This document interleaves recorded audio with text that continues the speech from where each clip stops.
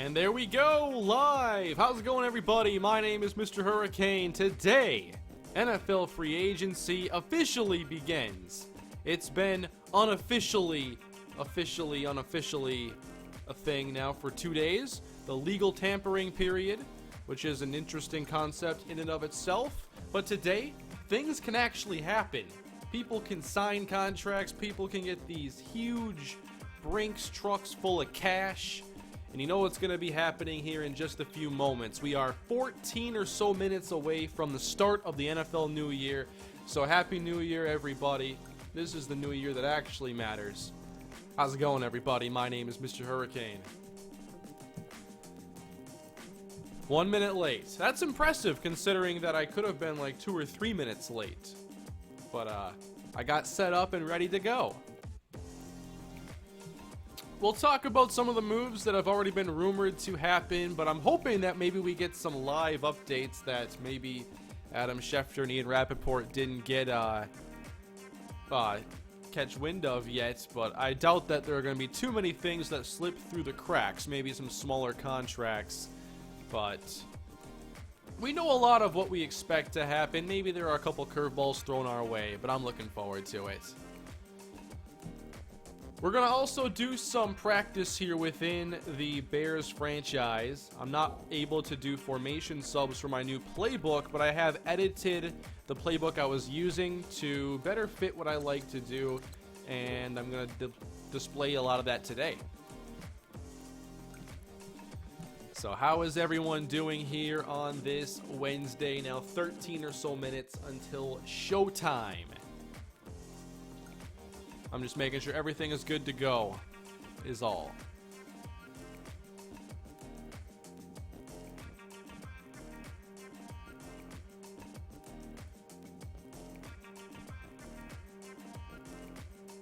Let me close this.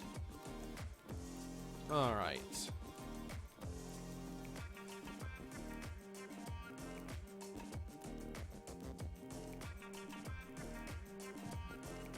Okay, I think I'm all set up and ready to go. Browns coming after this. Okay, here are the videos coming today. Browns rebuild is going to be up within minutes after this ending, and probably like an hour to an hour and a half after the stream ends, I'll have the Bears franchise preseason ready for you to watch.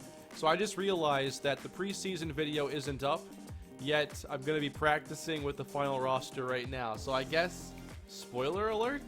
Nothing to really spoil, though. There weren't many surprises, but I wanted to have something playing in the background, and I thought that practice gameplay was kind of the best idea. Show us your sliders. Here's what I'm working with right now. I might make a couple more tweaks before I actually get into the games this year. I have a super chat. I'll get there in just a moment. Sorry. Alright, so here are the sliders I'm currently using. I will likely do some tweaking before the season begins. I might mess with QB accuracy. I might try to figure out this pass blocking slider because it's, again, a terrible slider this year. CPU, I might mess around with their blocking a little bit, but otherwise, this is what I have been using, and this is mostly what I'll continue to use. So let me get into the action here, some weekly training, and then we will practice. Alright, first super chat of the day. Let me get to this. From Nicholas, who has the nice avatar of the 28-3 as a profile picture. If Matthew signs with the Pats, corner or safety? I could see it being the same situation he had for a lot of time in Arizona, where he did a little bit of both. But with Devin McCourty there, maybe not. McCourty was once a corner turned safety. They could play Matthew at full-time corner and he'd do well. I just wouldn't expect him to land with the Patriots. I think that other teams can easily outbid them.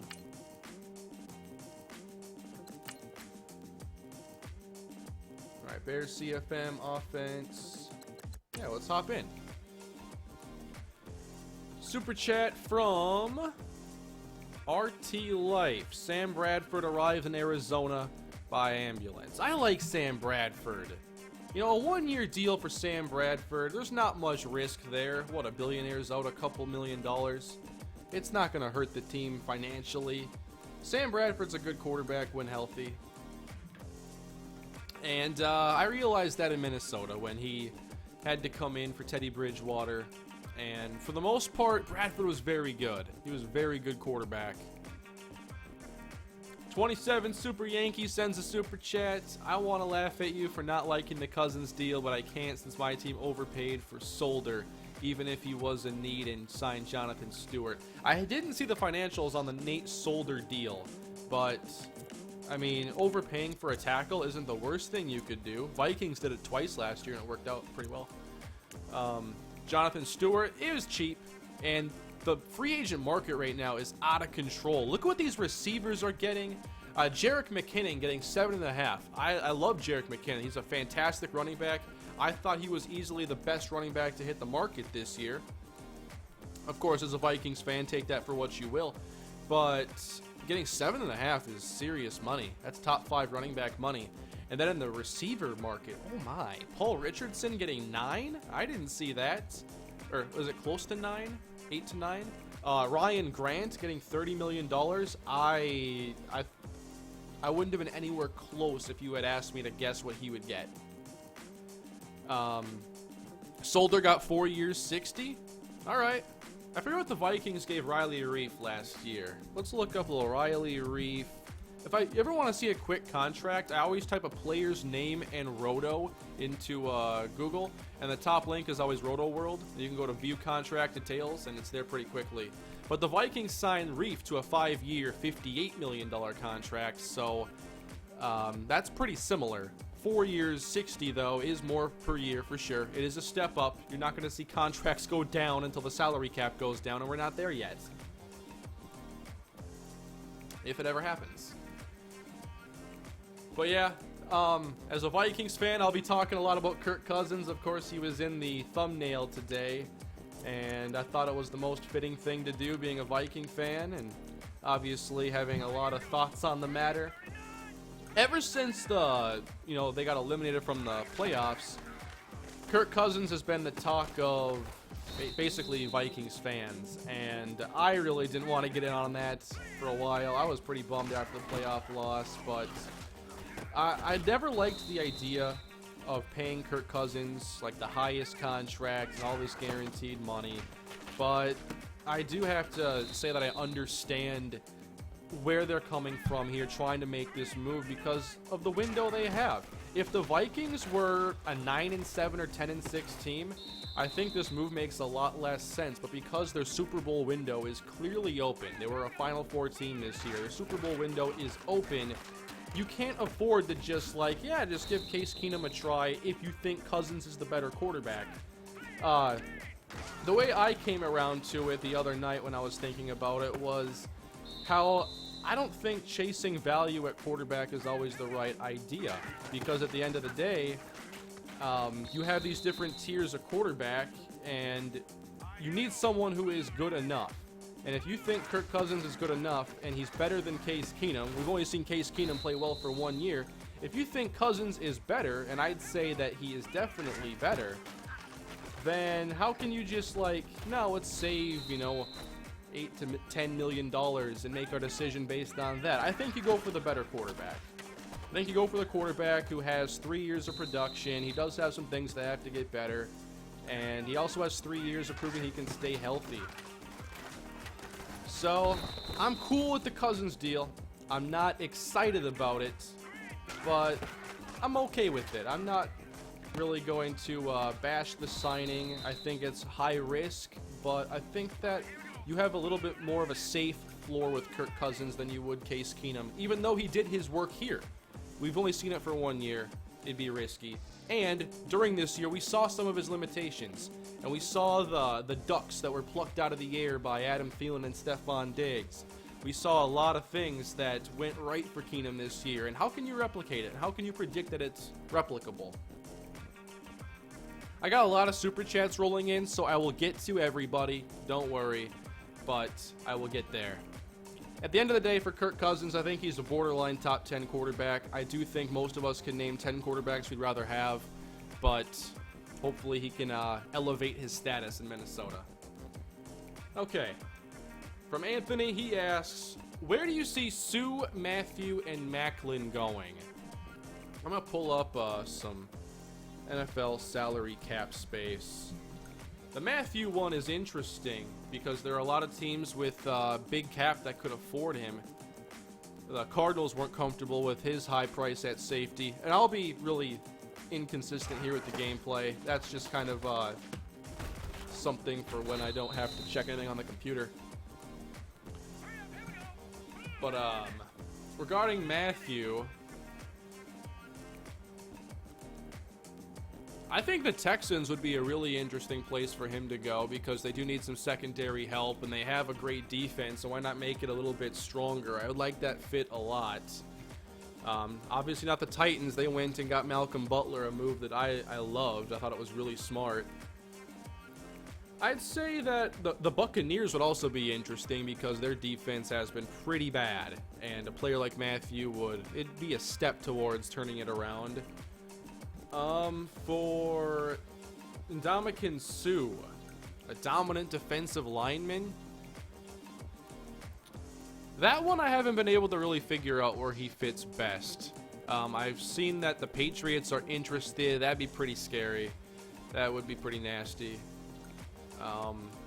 But with the Colts, they need some defense too, for sure. They're a type of team that could give out a huge contract still. The Jets probably still have plenty of cap space.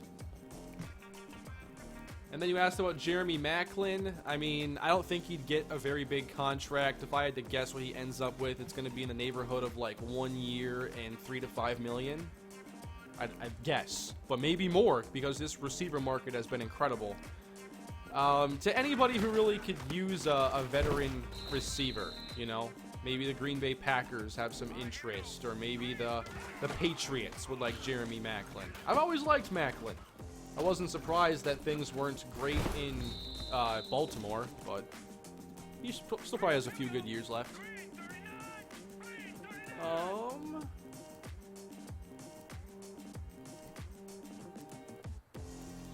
Trying to just get my spot here.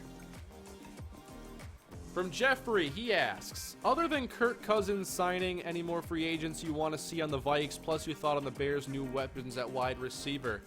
Other than Cousins, I'd really just rather see them keep their in-house free agents, you know, get a deal done for Diggs. Anybody who's sad about Cousins will feel a little bit better if they can sign Stephon Diggs and Anthony Barr or Danielle Hunter. Vikings have some tough decisions to make, and I know they can't keep everybody. That's just pretty much impossible. They've already kept around Everson Griffin, Xavier Rhodes, Harrison Smith, and there's not room for everyone to stay. So, I guess Bryce Callahan at nickel corner, they have interest in him, and I wouldn't mind a move for a nickel. Or a defensive lineman either. From Mark King, sup Kane, how do you feel with the Titans signing Butler and Dion Lewis? I love both of those signings. I feel like the Titans were just a couple of the right moves away from kind of getting into that next level. They have a new coaching staff now with Mike Vrabel.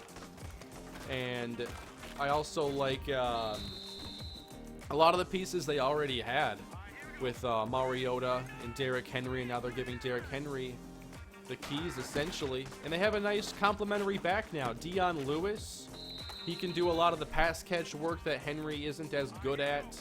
And I think that's going to be an excellent 1-2 punch. I love the fit. And Malcolm Butler, all of a sudden now, secondary is turning around in Tennessee. It was bad for a couple of years. But now you have Kevin Byard, the all-pro safety. You have a Dory Jackson, the playmaking corner. They already had Logan Ryan, who's not a bad player. And you throw in Malcolm Butler, it can be a legit secondary for sure. So, Titans, arrow pointing up. From Whips and Chains, a super chat. Don't know when I'll get to watch the next stream, but I've been watching the channel since the Rams franchise and just wanted to say thanks for all the great content. You should try MLB The Bigs. It's like NFL Blitz for Major League Baseball. Thank you.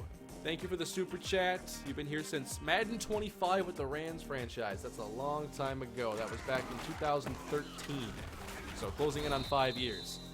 And For the bigs, I did play the bigs like almost 10 years ago, or maybe actually 10 years ago. Never played the bigs too, but I did play the bigs. I actually had a special cover because in the Twin Cities area they had some different covers. And I think the regular cover athlete was Albert Pujols, and I got one with Justin Morneau, I want to say. That's long gone, though. That's a long time ago. Kane, Vikings have acquired about Sheldon Richardson. Okay. Okay. I think they have the locker room to bring in a player like him and hopefully get the most out of him. From Austin Haynes, he sends a super chat. Pass block slider is inverse. 0 means better. I'm going to test that out because when I did testing months ago, that's not what I saw. I was raising it, and I thought the pass blocking was getting better. But I'll drop it down to 0, and I'll compare. And if that's the case, I will make sure that it's much better for year 3. I want to have, you know, the best sliders to get the best gameplay. And we do get some good games, but it can certainly get better. Eagles fan 43, how about Bennett and Nada to Philly? Philly found the formula on defense, and that is pass rush depth, defensive line depth, and that's how they have such a ferocious front four the entire season. I've been talking about this in recent streams, but I think Brandon Graham played the most snaps out of their whole line at around 65%, and that is less than the Vikings played Everson Griffin, Linval Joseph, and Danielle Hunter, I believe. So, anytime you can get defensive line depth, especially if it's cheap, I mean, go for it. You should have like 7 or 8 defensive linemen that you can trust, because 4 to 5 is not enough. And the Vikings, I think, learned that the hard way last year when their pass rush wasn't quite as good down the stretch, and I think that cost them. Is it officially free agency? It is! Happy New Year! Is my chat still updating? I gotta refresh this. Happy New Year, everybody. I missed it by 2 minutes. Darn.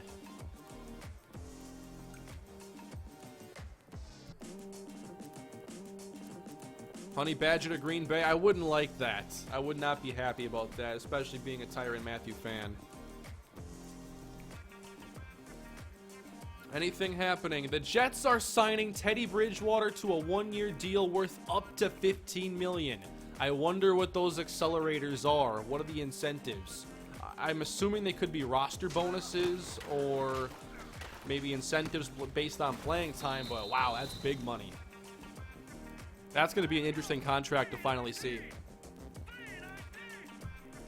Let's see. Yep. Ian Rappaport saying the Vikings are in the mix for Sheldon Richardson. They need a 3-tech for sure. Ooh, I love this super chat I have upcoming here. But I have to catch up. From William Hatch, hey Kane, start on my own Browns rebuild, trying for their off-season moves. MIA, Miami, absolutely refused to trade Landry even for #1 overall. Yeah, the NFL, the Madden trade logic, it has a lot of work to do, but there are so many things that go into why you trade a player in real life that it's hard to account for all those variables in the game and to properly, like, level them out. Like, obviously, the Dolphins were cool moving on from Landry because he was just on a franchise tag. They probably think that what he's giving to the offense isn't worth that price, and they want to get something. But you gotta translate that into Madden in a way that makes sense. Another super chat here from Anthony. What do you think about the Eagles' moves so far? I think they're doing a really good job. The Eagles are building up a strength, and that's one philosophy people love, is to make your strength stronger, and that's what the Eagles are doing on the defensive line. Yeah, they've lost Trey Burton, and they've lost Patrick Robinson, and they're probably going to lose a couple other players. They kept Nigel Bradham, but I don't think they've done anything poorly yet. That roster is really good. Deuce Wild sends a super chat. Honey Badger fits the Jets really well. I don't know, after they go and get Jamal Adams and Marcus May, go get another safety? You got to play him at corner, right? I hope so. 2-11 rise up. Much like the Vikings, Falcons are in their Super Bowl window but are not making any splashy moves. What player do you think can put us over the top? Alright, I'll play. Falcons have $8.7 million in cap space, and that's not enough to make a flashy move. But I think that if the Falcons were to make a move, it would need to be for a pass rusher. So if I were them, I would get in on the Sheldon Richardson race and see if they can get him. Because they're losing D-line depth. They lost Dontari Poe, and they've got to get someone else to get to the quarterback if they're to make it back to the Super Bowl in my eyes. Skitter sends a super chat. How do you feel about Cousins being a Viking? I'm comfortable, but definitely not elated. Like, I'm just there. You know, I'm not upset about it. I'm not excited about it. I understand why it was necessary and why it happened, and I'm cool with it. And I also, my expectations, let me get into my expectations a little bit of him. Sam Bradford came here from Philly and played the best football of his career. Case Keenum came to Minnesota after bouncing around the league a little bit, played the best football of his career. My expectation of Kirk Cousins is to come here and play the best football of his career, and that means he needs to become a top 10 quarterback. That's my expectation. What do I think can actually happen? I don't know. I'm not confident enough yet. Cousins has some strengths I like. He's mobile. He shows good intermediate accuracy. He doesn't really have a limited arm in any way. He made some throws against the Vikings this year that impressed me, but he also tends to make mistakes under pressure, and he's going to drive you crazy in the red zone from time to time. So he's not done developing as a quarterback. Jeffrey Fuller, do you like Morgan Burnett to the Bears? If that's what's happening, I love that move for them. Bears are making some smart moves in free agency. Going to get Taylor Gabriel. They go get Trey Burton. That's a slick move that's going to boost up their offense. I like what the Chicago Bears are doing. Mr. Disney Dude sends a super chat. Thoughts on the Seahawks partly rebuilding? My thoughts right now on the Seahawks are that they need to accept a change in identity, much like the Pittsburgh Steelers did. And what happened is that the Steelers focused on building up their offense. They had Antonio Brown, they got Le'Veon Bell, and that became the face of their team. They got a great offensive line, they invested into it, and they got a lot of playmakers. I think now the Seahawks have to kind of embrace that role because they have Russell Wilson, Doug Baldwin, and they have a lot less than the Steelers did to work with, but they have the quarterback. And I think that the Legion of Boom was a once-in-a-generation opportunity. How often are you going to have arguably the best free safety, the best corner, the best strong safety, and other solid corners that make up the secondary, along with Bobby Wagner and that pass rush? That is almost impossible to replicate. So I wouldn't focus on rebuilding the Legion of Boom. Give Russell Wilson what he needs. Offensive linemen, more playmakers, and let that carry the Seahawks into the future because the defense is not going to be what it was. What do you think about that? That's how I look at it. Jay Patterson, would you like to see Tyron on the Vikings? Him and Harrison Smith would be scary. I'd love it, but I just don't think it makes sense from a salary perspective. I think they'd be sacrificing someone on the roster. Eric Kendricks could see maybe a similar amount of money to Tyrann Mathieu. Would I pick Mathieu over Kendricks? I think I might. I like Kendricks, but off-ball linebacker is a bit more replaceable than a player like Honey Badger. But we'll see how that handles itself. I mean, the Kendricks deal isn't for another year, and they might re-sign him before then. But I think other teams can easily outbid the Vikings. I'd love it, though. I'm a huge Mathieu fan. Jeffrey Fuller, Raiders working to trade for linebacker Vontaze Burfict. Go for it. That defense has been horrible. I mean, I can't believe you can have a Defensive Player of the Year candidate year in and year out, like Khalil Mack, and you still have one of the worst defenses in the NFL. They got to get it figured out there. Could you see Sue going back to Detroit? Also, where do you think Ebron will go? Sue back to Detroit. I don't think they would do that again, honestly. I don't think they would, but maybe.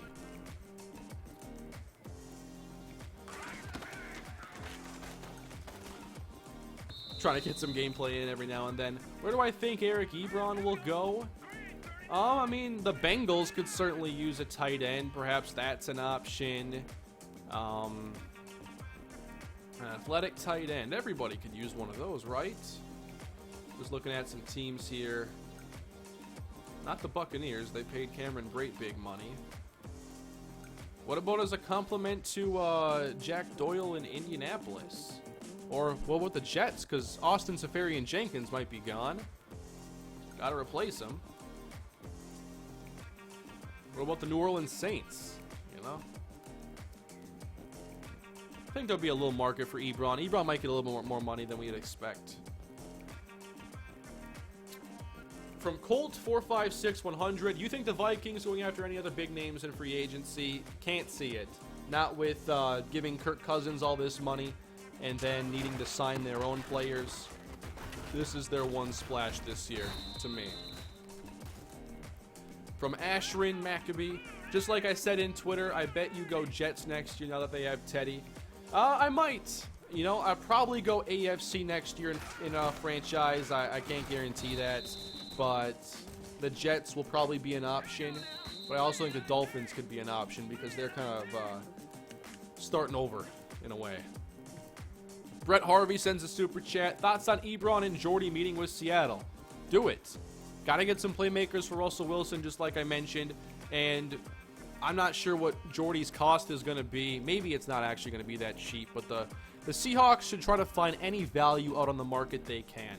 Or if they can go get an Austin Seferian-Jenkins, that'd be great. He had a really good season with the Jets. Even like a Jeremy Maclin, it's not flashy, but give Wilson some targets. You have to focus on the offense now if you're Seattle. And with that, I think I caught up. That was exhausting. Thank you all, though, for the super chats. I think I got to every message here. I'm making sure I didn't skip over any of these. Maybe I'll get to more of this gameplay now. They were coming in fast and furious there for a moment.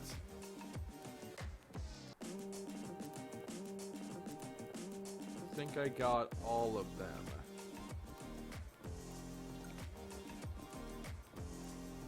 Nope, just got a brand new one. 2-11 rise up after what McKinnon got paid. Tevin Coleman is gone. You nailed it. Your Falcons better enjoy him while they have him because Jerick McKinnon just ruined that market for you. Tevin Coleman's a good running back. I'm glad I was right about him because I thought he was one of the best backs in that 2015 class, 2014 class.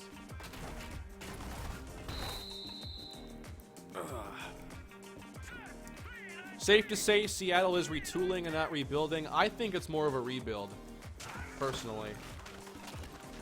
Because they've got to reconstruct the defense and the offense is nowhere near a finished product.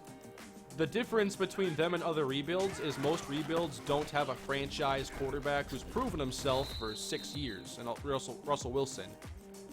So, you're never that far away when you have a star quarterback, but the Seahawks are certainly, you know, behind the Rams at this point, potentially behind the 49ers. We'll see, you know, where Arizona is after signing Sam Bradford. If Bradford's healthy, I mean, I think Bradford's a really good quarterback. I do. Unfortunately, health is a factor, and you can't just discount it. Tevin Coleman to Detroit. I can't see that happening. I think that they're going to want more of a, probably a downhill running approach with their next running back to get someone who can provide some power that they just haven't had in years. Detroit's running game has been pretty containable for a long time, and they haven't had a 100-yard rusher in almost 50 games. Jeremy sends a super chat. What are your thoughts on the Saints? They sped up their rebuild process tremendously last year by nailing their picks in the draft. I don't think they have to make a lot of moves this year to be good. They could use a tight end. Everybody can use some pass rush help, but the Saints are in a good spot. They're going to be a division title contender again, I think. Especially keeping Drew Brees and saving a little money in the process, it looks like. A little discount.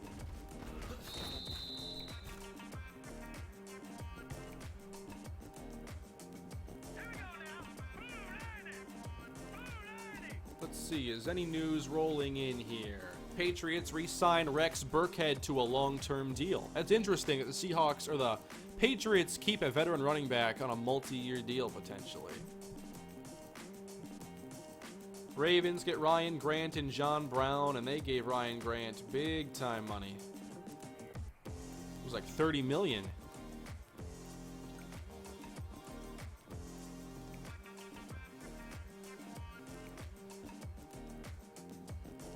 Trying to see if there's anything else. It's hard for me to keep up with the chat, do gameplay, and answer all these questions without missing anything. Jerick McKinnon gets $14.3 million guaranteed, a $2 million signing bonus. He'll make $12 million this year in cash. Good for Jerick. McKinnon made a lot of money this year, and I enjoyed him in Minnesota a lot. I wish we could have given him a better offensive line to run behind, but he's going to be, I think, very good in San Francisco. I don't know if I would have paid him that much, but I do think that he'll be a good player for them.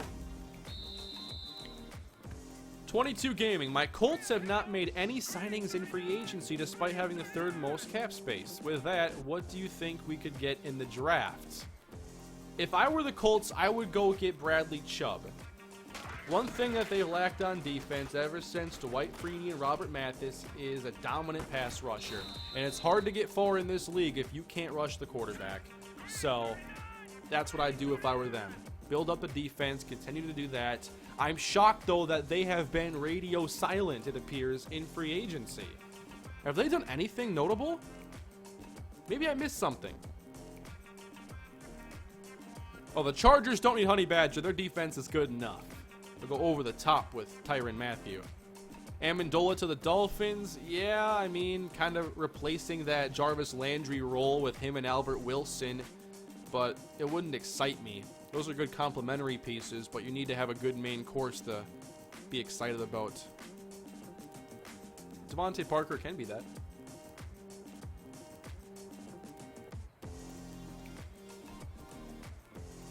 What have the Colts done?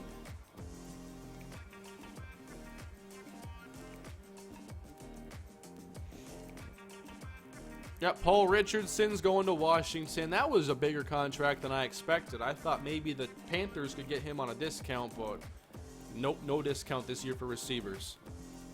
It turns out the Panthers got maybe the best deal in Torrey Smith. I don't even think that Torrey Smith is really a player that moves the needle for Carolina, but at least it didn't cost them a lot. Man, the moves this year are wild. I love it, though. Ever since Chip Kelly became a head coach, the offseason has become so much more fun. I'm not sure if that's what triggered it, but once he traded for LaShawn McCoy, or traded away LaShawn McCoy, the offseason became a different animal. Leo, thank you for the super chat. 2 questions. I don't know about the NCAA drama, but do you expect an NCAA game in the future because your series of the Golden Gophers is my favorite? And second question, what is your favorite game to do a series on? Wow. My favorite game that I've done a series on. Wow. I think NCAA 14 has brought my favorite series. I don't think it has. I think in a lot of ways Madden is better, but you're not asking which game is better. You're asking what's been the most fun series. And to me, the dynasties have just been really special. I love the dynasties, especially going 10 years deep with the Gophers and already 6 years deep with the Kalispell Warhawks. That's a lot of play time and action I've gotten out of NCAA 14. Do I expect a game in the future? Well, there's Gridiron Champions, which is a project that's being worked on that is looking to bring back some college football to the video game world. But as far as a big publisher, I want to be honest with you guys, I don't expect it. And from a financial standpoint, I don't think it even makes sense to do it, honestly. And the reason being is that you have such a limited market for a college football video game. You really can only sell it to one country, and that is the United States. Sure, there are some that would, enjoy it from other countries, but not, I think, on a mass appeal basis. So the legal hurdles are already significant, and then you consider that you have a small market you can sell to, and you have to build this from scratch. Is it worth it to get into? I mean, I want to see more football games. I want to see different companies give their spin on football and have different experiences, but I don't really expect it.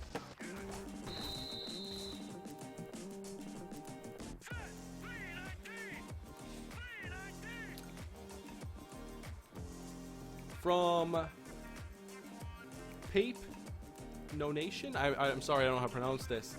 Super chat asking, if you were the Giants GM, what would be your game plan and how do you feel about the Odell situation?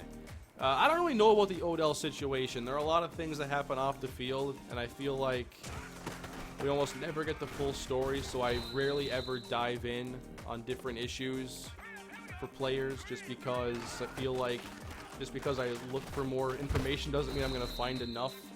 So I don't know. I mean, I don't have any more information than anybody else on what they're going to do about it.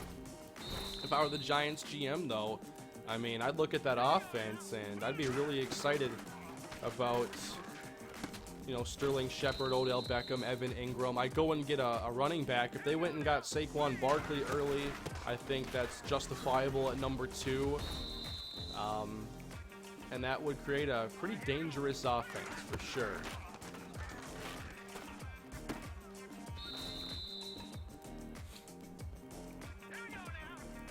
I thought the Giants roster was good last year, though. Obviously, injuries derailed them, but I don't think they're your typical number 2 overall picking team. Isaiah Crowell, 3 years, 12 mil from the Jets. Yeah, Crowell's kind of an average back. I think he's a good running back, but being a good running back means nothing because there are about 60 of those available.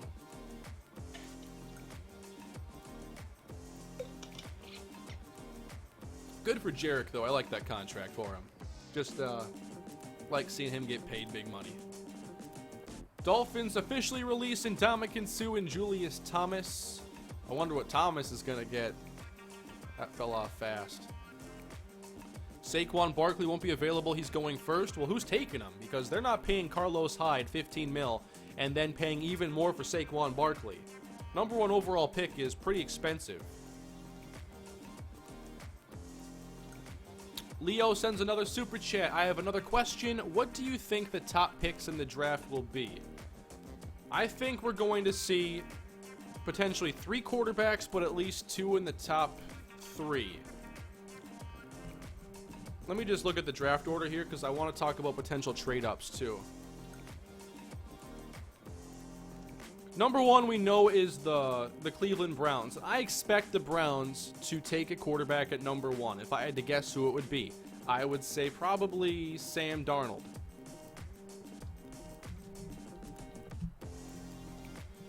He seems to be the popular option for, you know, the top spot in the draft. The Giants are next.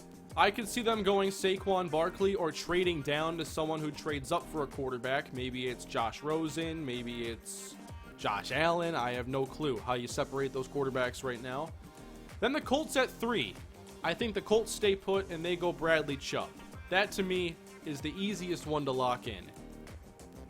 I would say that the Darnold one's easier to lock in, but maybe they prefer a different quarterback. Just because there's a consensus number 1 or a near consensus number 1 doesn't mean it's the team's favorite quarterback option. And when it comes to the quarterback in the draft, my philosophy is go get your guy. Don't wait. Don't see who's there. Go get your guy. So even if you might make a mistake in trading up for E.J. Manuel, go get your guy. So let me go Darnold, Barkley, Chubb for now if it stays the way it is. But there's going to be trade-ups. Someone's going to be like, we'll give you our future first so we can get Baker Mayfield or something like that.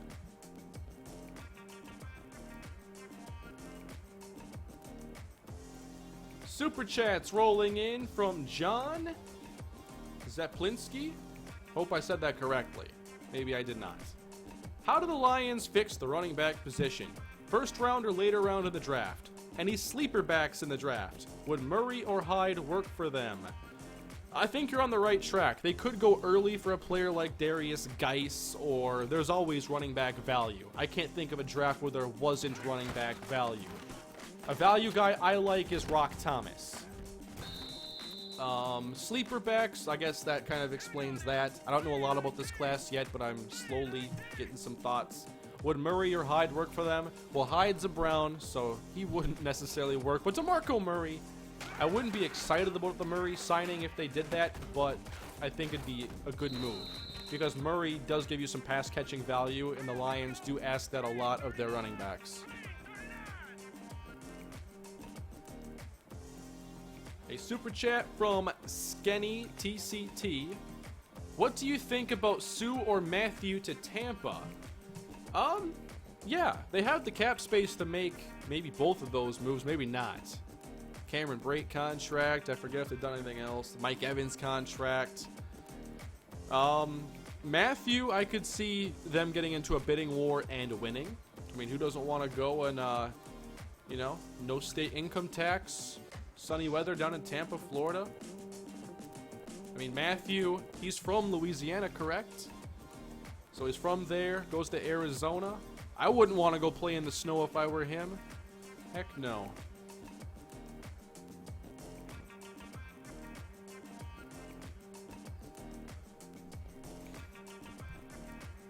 Rashad Penny from San Diego State is a big-time sleeper. Yeah, I've heard a lot of good things about him. I've seen a little bit of his highlights, and I do like what I've seen.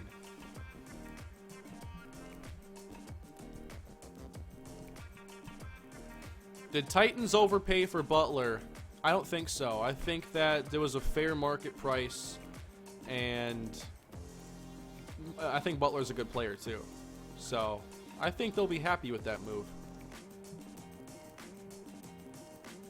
Giants add cornerback Teddy Williams, who was a UTSA track athlete.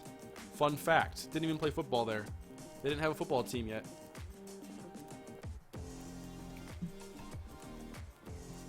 What time is it? 3:27. Awesome. Should the Cowboys cut Dez? Only if they would do something else with that money. Like, Dez Bryant is not a bad football player, so you'd only cut him if you're going to do something with that cash. If you're just going to cut him because you don't want him anymore, well, that's another thing. If you think he has ability, then you keep him, unless there's a move you can make.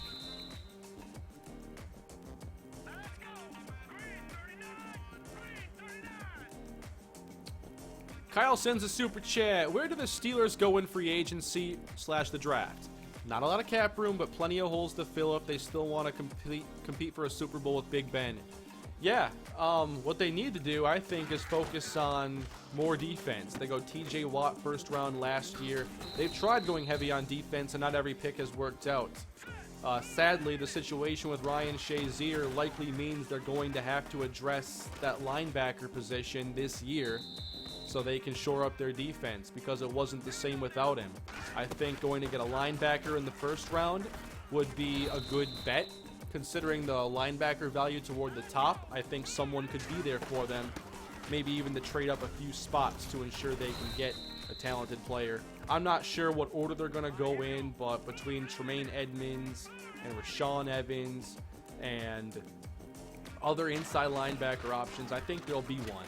But then you also have to address the secondary and continue to build that up. Luckily, that offense is pretty solid. They can outscore most teams. Leo sends another super chat. What do you think of Juju Smith-Schuster?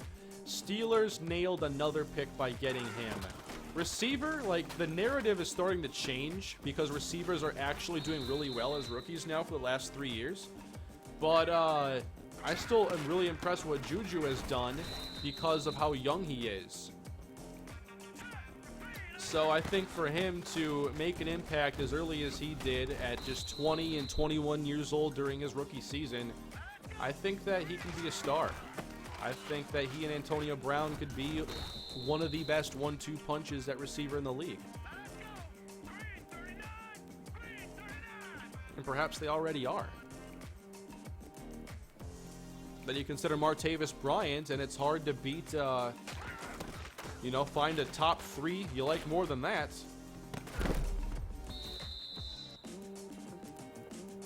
Matthew to the Panthers. I'm not sure they have the room. They have to clear out some money.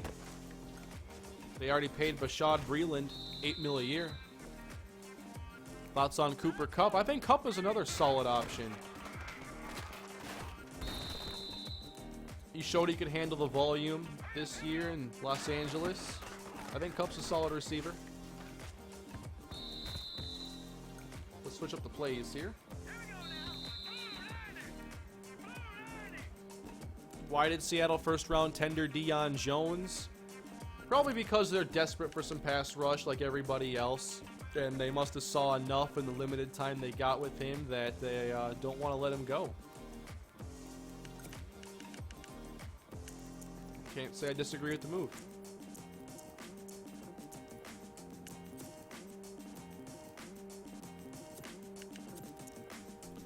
Thoughts on Teddy to the Jets? First of all, most of you know, I am a big Teddy Bridgewater fan. If the Vikings had kept him, I would have been very excited. But I do think coming off that injury, it's hard to put a Super Bowl team to only have that as your option for starting quarterback. That'd be very risky. Like, jobs could be lost if that wouldn't work out. The Vikings had to go, and, you know, Kirk Cousins is the safer option from that standpoint. We don't know how Teddy's going to handle his first time being hit. But, I will miss Teddy Bridgewater. If he is back healthy, I have no doubt that he can be the starting quarterback of the Jets this year and do a very good job. I'd put him as the favorite to start over McCown if he's healthy, even though McCown did well. Where do I think Shaquem Griffin will go in the draft? I think that he raised his stock enough to be a third-round pick. I think by the time the third round rolls around and you have these teams with compensatory selections and some extra ammo there, someone's going to say, we don't want to chance it into the fourth or fifth round. Let's go get him here late 3. So I think Shaquem Griffin ends up going late 3 to a good team where he might not have to contribute early.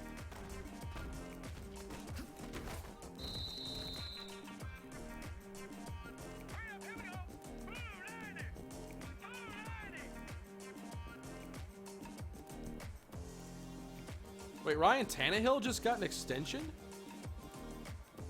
Or is it a restructure? Yeah, they turned most of his base salary into a signing bonus to create some cap space. What are they doing then? Teddy to the Jets, Calvin Ridley at 6. I think that's way too early. And I still think the Jets are going to draft a quarterback. It's hard to have certainty there with Teddy and McCown, so they still need a young quarterback. I think that's way too early for Calvin Ridley. He's talented, but I don't think that he's top 10 or like top 6 especially. Plus, he's 24 years old already.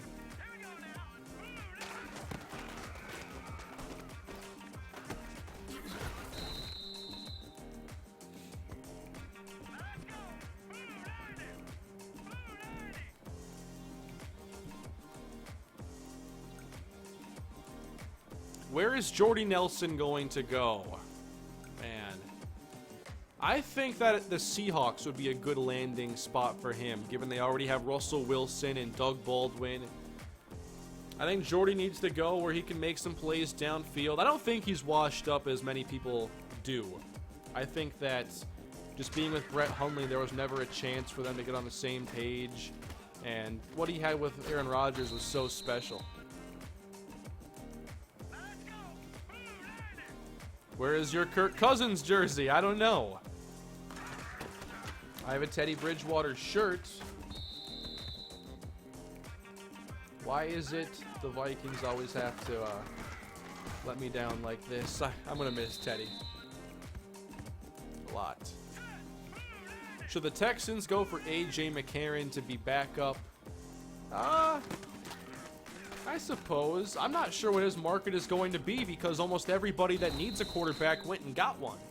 So he's going to be a value, perhaps, but maybe he's more valuable to a team that sees him as a potential starter. Whereas if you're the Texans, you're hoping he never starts a game. Come on, Mitchell.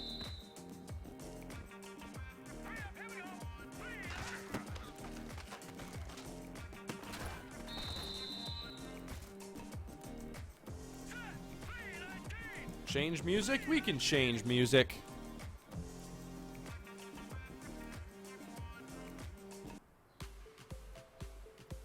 I'm trying to add more tracks, but I can't always find ones I like.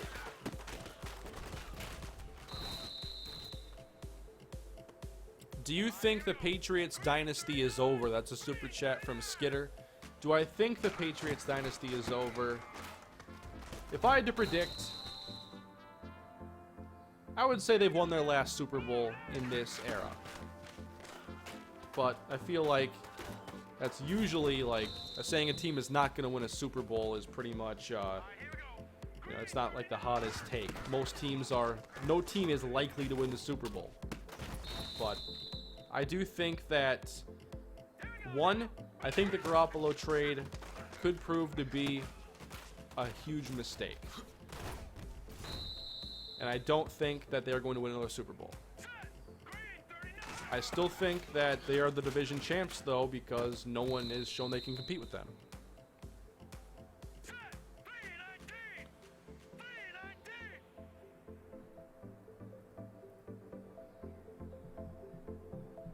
'27 Super Yankees. Teddy versus the Vikings this year, 500 yards, 6 touchdowns. I wouldn't even be mad. I couldn't. That'll be a very conflicting day if Teddy Bridgewater leads the Jets against Minnesota.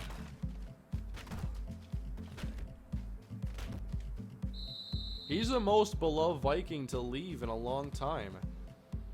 Obviously, Adrian Peterson left, but I think that for a lot of people, they thought the timing of that was right. And plus, it was followed up by drafting Dalvin Cook.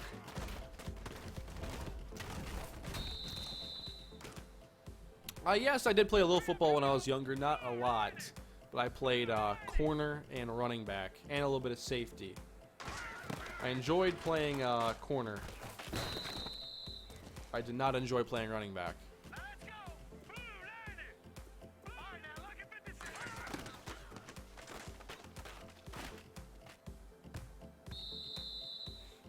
Thoughts on Ryan Grant to John Brown to the Ravens? I'm not sure it's enough to fix their receiving core. I'm really surprised by the amount of money they gave to Ryan Grant. The receiver market, like, look at the deals for Grant and Albert Wilson. Those just blow me away. I still think that there's work to do with their receiving core.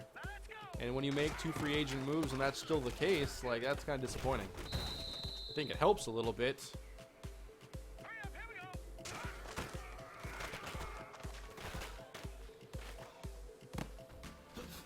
Let's get some rookies in here. Do the Browns still take Barkley? No. I think this signing of Hyde means they probably were never going to take him. They still could, but they have Duke Johnson, now Carlos Hyde. I don't think they're going to take Saquon Barkley. Jags repeat playoff run. Thank you for the super chat, William. They should go back to the playoffs. They're certainly not losing really much right now. Allen Robinson missed almost all last year.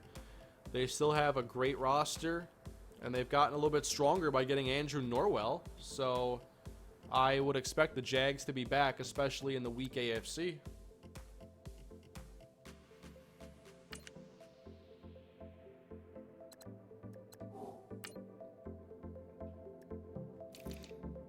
I want to get Kendall Demmons in there.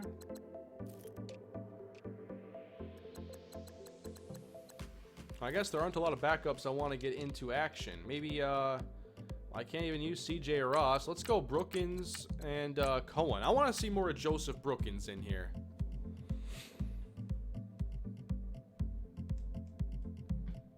Don't I mean a Donovan McNabb shirt? Yeah. I remember those days. Mocking my Teddy Bridgewater shirt.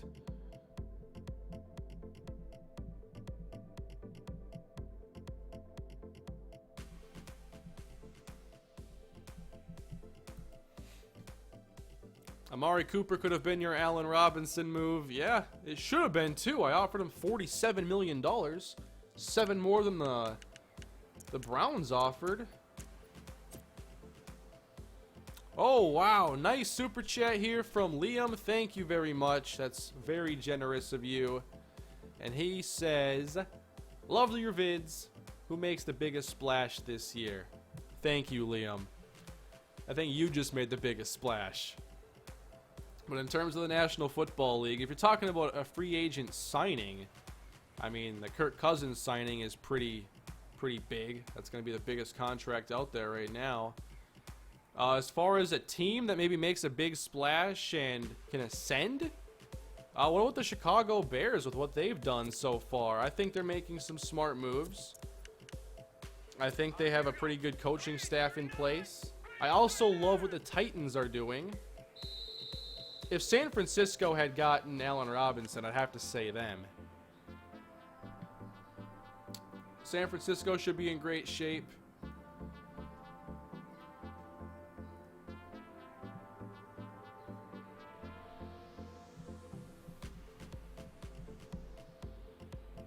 Let's see. Let's see if I can find a list of free agents that's maybe getting taken down a little bit. Nice to have some good references here. Who would you say is now the worst quarterback in the NFC? Worst quarterback in the NFC.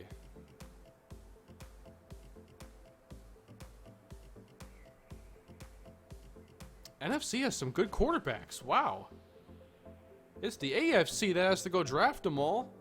I guess the Cardinals need one, but at least they got Sam Bradford right now, and when he's healthy, he's good. Their quarterback situation might be the worst in the NFC. Just because they are relying mostly on Bradford, who hasn't stayed healthy in most of his years. But wow, I just realized the NFC is pretty good at quarterback.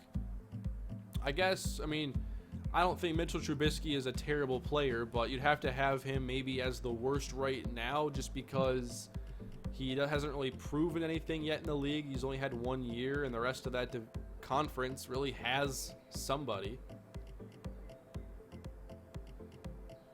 So I guess Trubisky. He has 1 year of experience, and most of that year was spent handing off the football to Jordan Howard.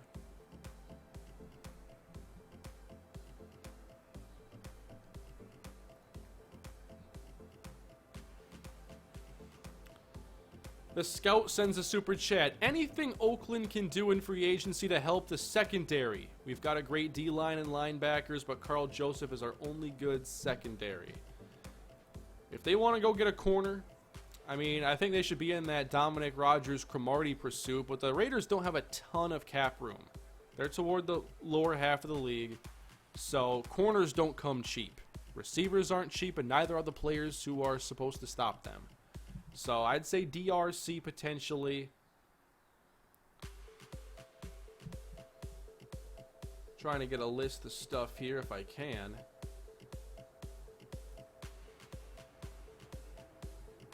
Patrick Robinson is off the market. Hey, Tyrann Mathieu, probably out of their budget, but he would help.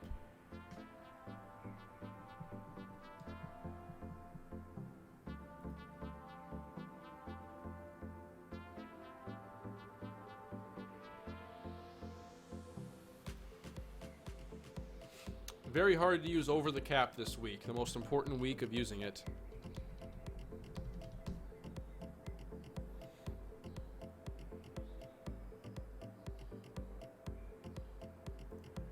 Here we go. Best available free agents at every position. What do we got here at cornerback? Richard Sherman is gone. Butler. Trumaine Johnson, he's going to the Jets. Bashaud Breeland, Kyle Fuller as the transition tag. Yeah, you're running out of options now for corner. Those are going fast. Like Rashawn Melvin. He's available. Morris Claiborne. Yeah, I think DRC is like your best option in free agency. Andre Smith to the Cardinals on a 2-year, $8 million deal that could be worth up to 10.2. They're obviously desperate for some tackle help. What should the Texans do to get over that hump? I'm not sure there's any kind of bold move they have to make. I like the Texans a lot. Front seven is scary. I think DeAndre Hopkins is one of the best receivers in the league. And if Deshaun Watson comes back 100%, that'll be big for them. I like Lamar Miller. And Will Fuller. When Watson played last year, Will Fuller was incredible. Fuller had 7 touchdowns in like 5 or 6 games with Watson. And after that, they didn't have anybody to stretch the field and use Will Fuller in that role anymore. If Deshaun Watson had been healthy, Will Fuller could have had a 15 touchdown year. It could have been incredible. I'm sure Houston fans are well aware of that.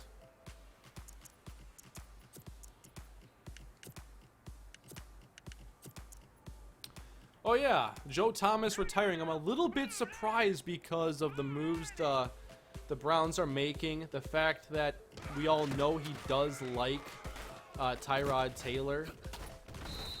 But I mean, you know, he's had a long career.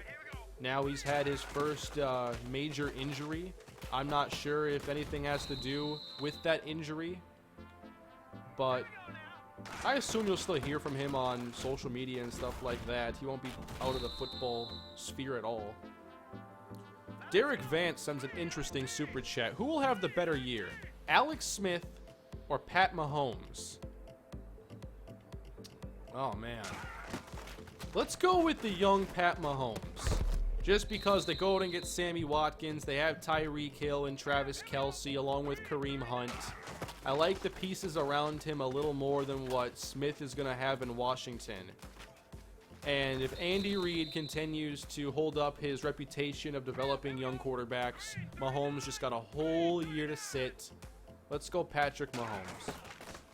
Especially if the Raiders don't upgrade their secondary. Which they will, I'm sure.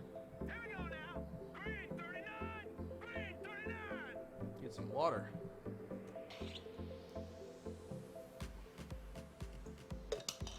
What is your favorite NFL team? For those of you that are unaware, I am a Minnesota Vikings fan. Which basically means now that Kirk Cousins is my quarterback. Probably having dinner at Manny's Steakhouse in downtown Minneapolis sometime tonight. Maybe they'll go somewhere else, but usually it's a trip to Manny's where they take all the free agents.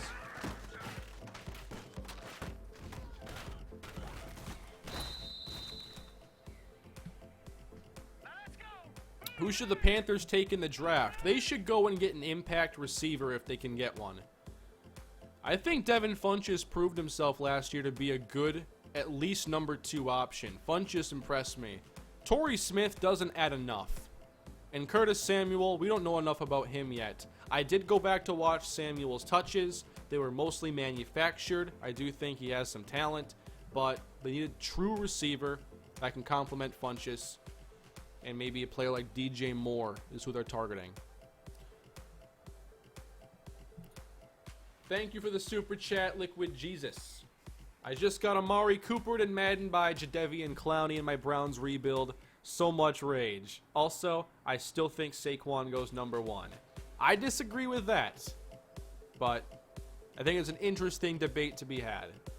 And yeah, Madden, what's up with these top prospects or top available free agents ignoring our big time offers in free agency? We all saw my Amari Cooper situation, right? Which, spoiler alert, I do kind of show that in the opening sequence of my preseason video today. That's a fun moment. We'll be talking about that one for a long time. You know, I'll be a couple franchises down the road and someone's going to be like, are you still mad about Amari Cooper? Like, did you ever get over that? And the answer will still be no. It's ridiculous that he didn't accept that contract.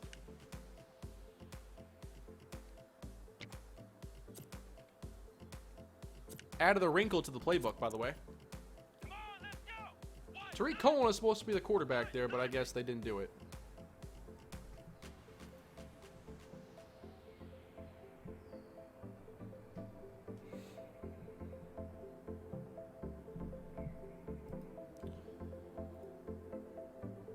We have been streaming for just over an hour. Awesome. Another super chat here from Fogel. Love the content, Kane. Get ready for Danico Autry double-digit sacks. Hashtag go Colts. Fogel the Great. Thank you for the supportive comment. I will write that down. Danico Autry. I can't say I've watched him very close. But I'll tell you what. I will go watch some of Danico Autry's stuff on NFL Game Pass. He had 5 sacks last year with the Raiders. They need some pass rush, and you think Danico Autry can supply it.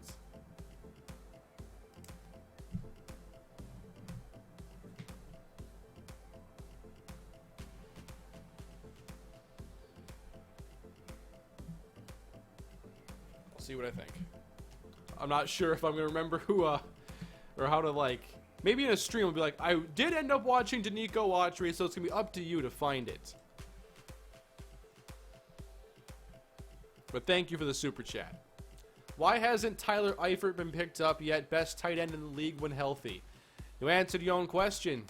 Health is such a major concern, and he is so good when he's healthy. Tyler Eifert is one of the best tight ends in the league, as you said. But unfortunately, he's had a lot of back injuries. See, Tariq Cohen can throw the football. That's why I wanted him as a quarterback here. Or, I guess Brookins can throw it. He's not bad. Okay.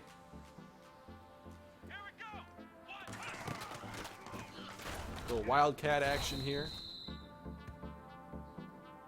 If Saquon goes number 1, then Duke Johnson is expendable. They could honestly trade out of that pick if they wanted to. I think they either take a quarterback there or they do trade out. I also don't think they should give away Duke Johnson. Duke Johnson is a really good running back, and he's not getting enough chances to show that. He's an excellent receiving back, but I think he's more than that.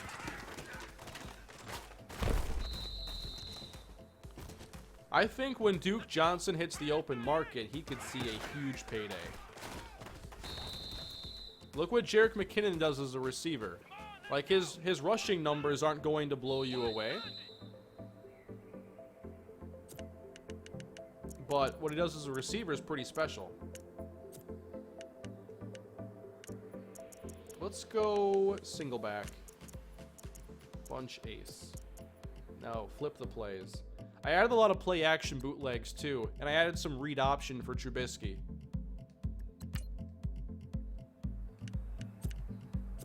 So I hope you like the new additions to the offense this year.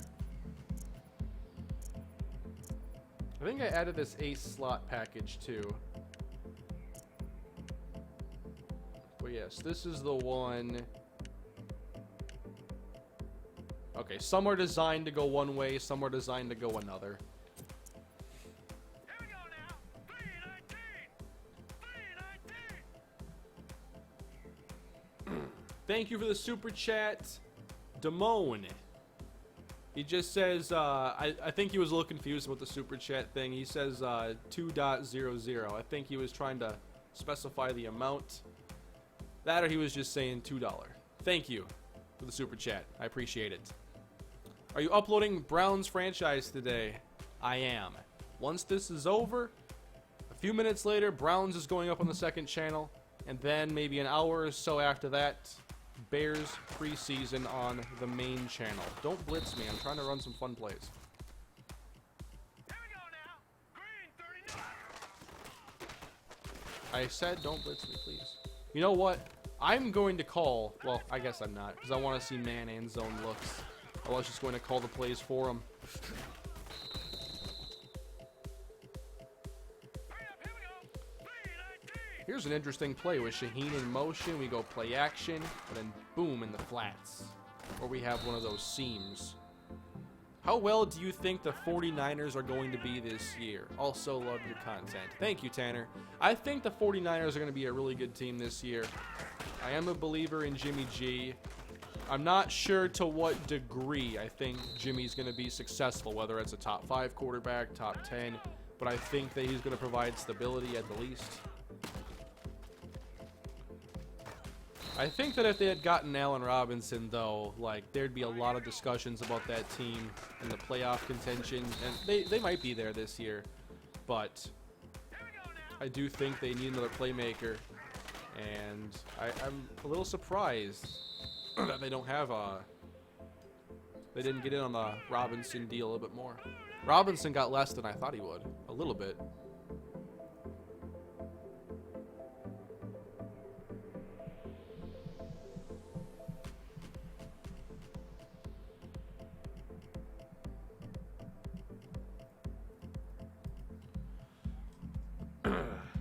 Do you hate Brady? Not at all. Not at all. Tom Brady is the GOAT.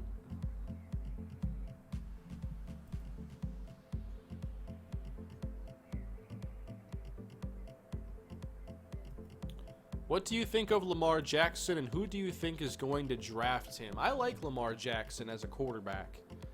I think he's a very exciting player. And as far as the team where he fits, it really depends on who doesn't get like a Josh Rosen or a Baker Mayfield or Sam Darnold. I'm really not sure, but if I had to guess, if you needed me to guess right now, I would say the Arizona Cardinals. They pick a little bit later. I think Jackson will go after a lot of the other quarterbacks, and I could see Lamar Jackson being the next young quarterback of the Arizona Cardinals.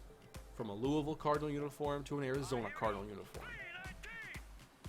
Him, David Johnson, could be a nice little foundation.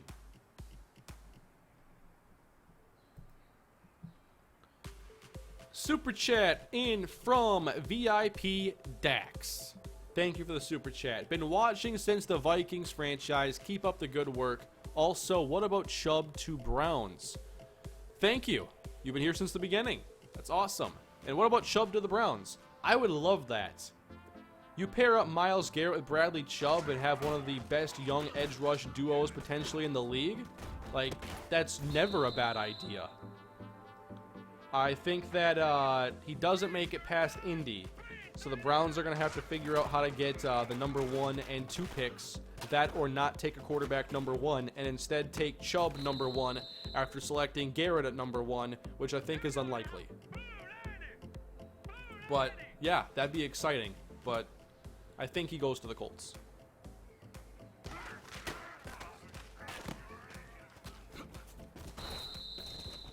Another super chat is here from Winston Lewis. Played Curtis Samuel in high school. Could tell he was NFL built. He was different, but he's not a number 1, and there really isn't a guy in this draft. Well, it depends if what you think about the receivers toward the top. It is certainly not as revered as other classes we've seen recently. We've been spoiled. If you just started watching the draft and whatnot the last few seasons, that's not normal for all these receivers. Go out and get Juju Smith-Schuster outside of the first round and he gives you like 900 yards. That's rare. That's not supposed to happen.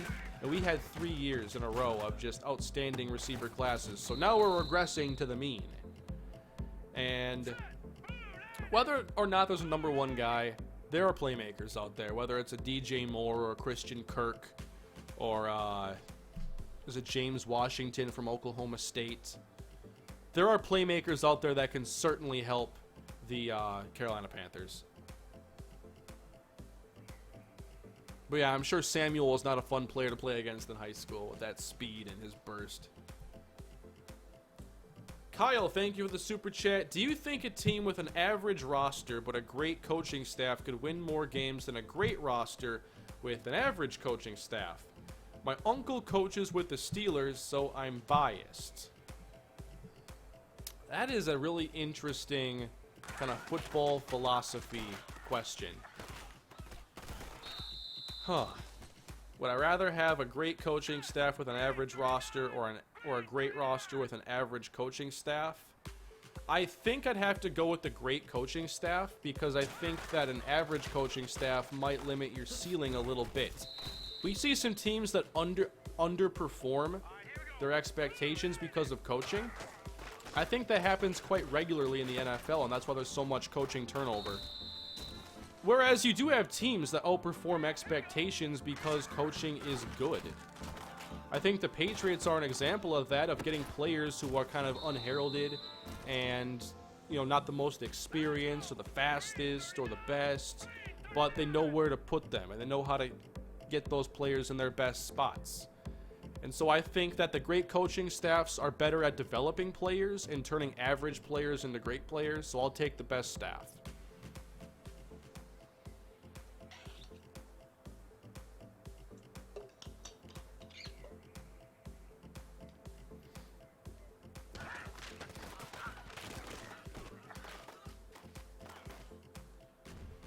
Oh, that was almost exciting by Cam Meredith.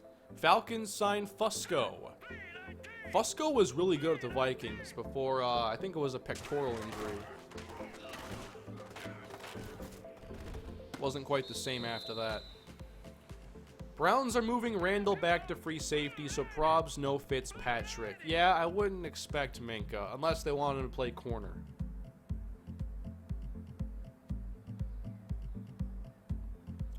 Back to that question, though, there is a difference between an average coaching staff and a bad coaching staff. So I guess I was kind of looking at bad to good. 2-11 Rise Up sends a super chat. Thank you. Sark is one of those coaches that ruins talent. I don't think Steve Sarkisian did a good enough job with the Falcons last year. And I'd say that for their talent level, they were below expectations. They're lucky their defense has gotten some players, otherwise that wouldn't have been a playoff team.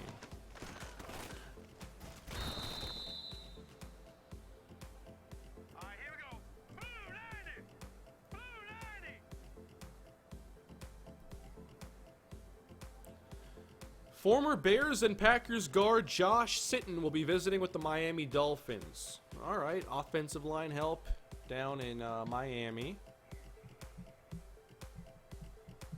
Jerick McKinnon just announced that he's out in the Bay.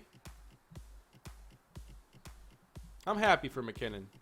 If a player has to leave the Vikings that I like, I want it to be for a lot of money. And last year the Vikings lost Cordero Patterson, and I was hoping it'd be for like $40 million, and it wasn't. But McKinnon leaves for like 30. Now let's go. 319. What do you think the Detroit Lions need this offseason? I would say linebacker and running back, which they have opportunities to upgrade both, I think, early in this class. And maybe tight end, too.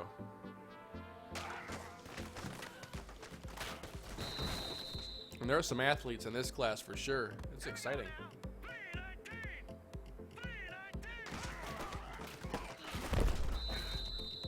319. Tyron to Minnesota, thoughts? I just don't think that the financials are going to work out. Vikings have to re-sign so many players this year that bringing in a Tyrann Mathieu doesn't make much sense from that standpoint. I'd be excited, but then I'd probably be sad when they let, you know, Diggs and Kendricks walk.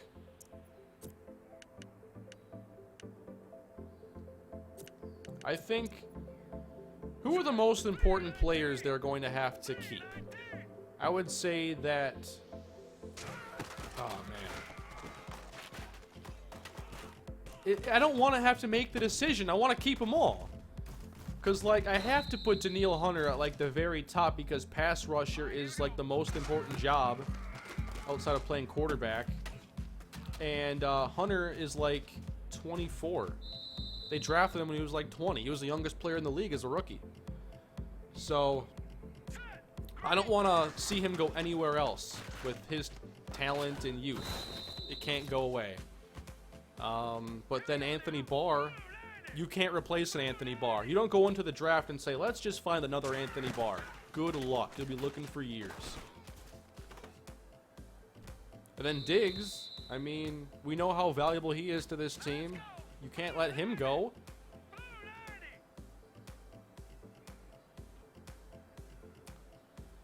We have a super chat here from David Guerra.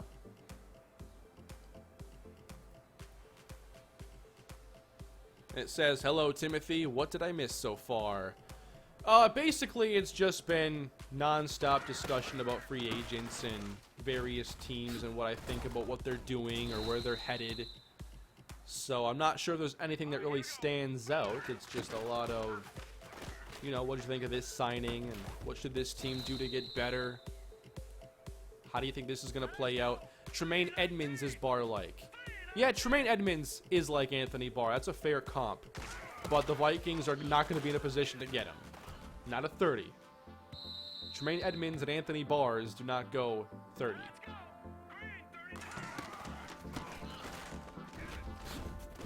But you are right. At least there is a comparable talent. Sony Michel to the Lions or Seahawks. Yeah, Seahawks would be an interesting fit there. Get some stability there. Frank Gore going to Detroit. I saw he was visiting. I'm not sure if he's signed. Even if they get Gore, though, like, they can't be done. So why get Gore?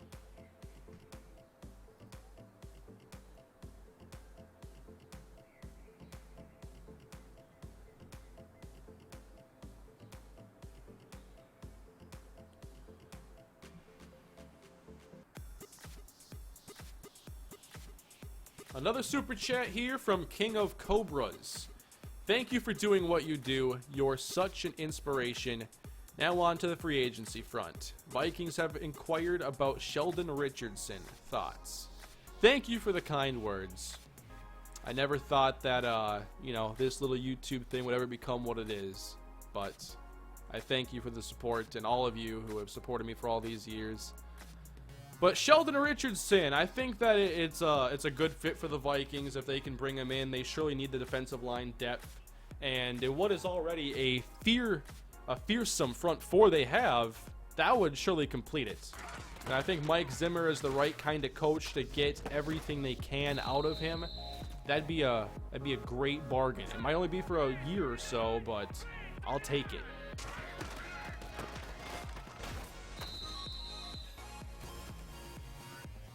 Vikings need to get Nelson to help Diggs and Thielen in the right direction. Nah, I don't think so. I can't see them getting Jordy, especially because there's enough competition to make that price a little bit more than I'd be willing to pay.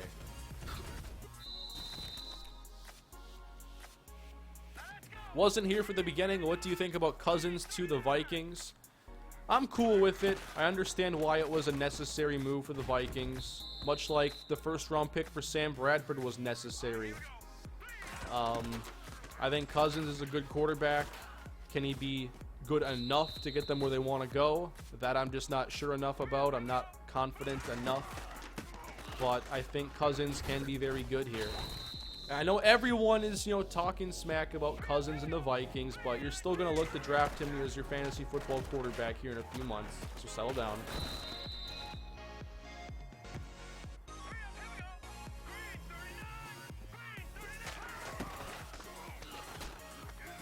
Cam, see ya. Curry Peters, you got lost. Let me get you a map. Otherwise, in week 1, you're going to see Odell Beckham. Made me look at the back of his jersey the whole time.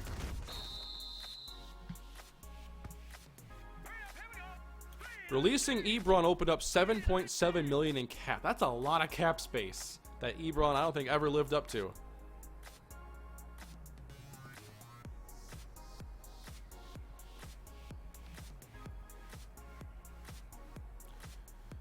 We should do some of this stuff for the draft, too, for sure. I think you can already kind of pencil in me doing a stream after day 1 and probably a stream after day 2. Like, that Thursday night is going to be the first round. I'll probably stream the next day and help you kill some time before the draft, and we'll talk about the first round and what could happen in the second. And then after day 2, repeat the process.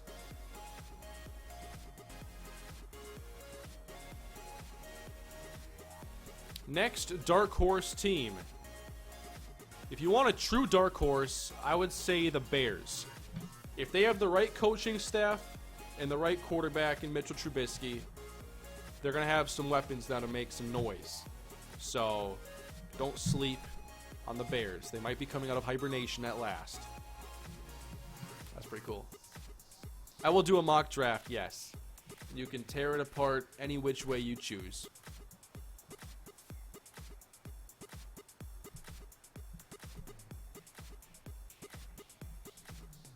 These Q&A streams are the best. I'm glad you like this. It is fun. The gameplay isn't the star of the show right now. Might not have a lot of, like, playback value after the stream is over, but maybe. Jordy to the Bears? Hey, go for it. Take one from the Packers again. Kane, is your mock draft going to come out the day before the draft? Probably. That or 2 days before.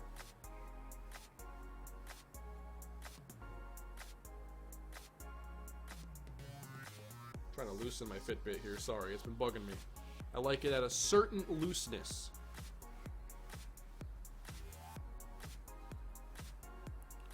I do like the Matt Patricia hire for the Lions. They gotta get that defense better. Although Terrell Austin, for 1 year, they were playing like top 5, top 10 defense back in like 2015. I think it was. Whatever happened to that?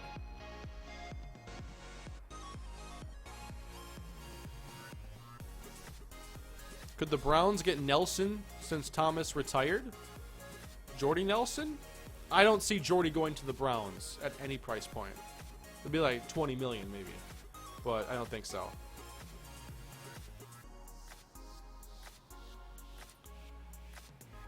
Jay Patterson sends a super chat. Kane, can you do these kind of streams more? I would like to. If there are certain things that you'd want to see. Obviously right now it's a big NFL event, so it makes more sense, but maybe we can do stuff like this more often. Maybe a better idea would be during the season, like after a week, be like, hey, what'd you think about the Browns this week? Yeah, Tyrod Taylor was pretty good, right? I'll be like, yeah, it was pretty cool. We can do stuff like that. Makes sense. Oh, Quentin Nelson. I thought something was off there, but I didn't know which Nelson. I'm sorry. Quentin Nelson. I actually don't know much about Quentin Nelson. They already went and got, oh, that Quentin Nelson. That Quentin Nelson. I know that Quentin Nelson. I thought he was a veteran or something. I watched Quentin Nelson just like a week ago. The guard from Notre Dame. I don't think that they would take Quentin Nelson. I think their offensive line is mostly stable. I think they even prepared themselves a little bit for the Joe Thomas retirement. I don't expect Quentin Nelson, but whoever gets him is getting, they're getting a good one. I think you're going to see a top 10 guard again.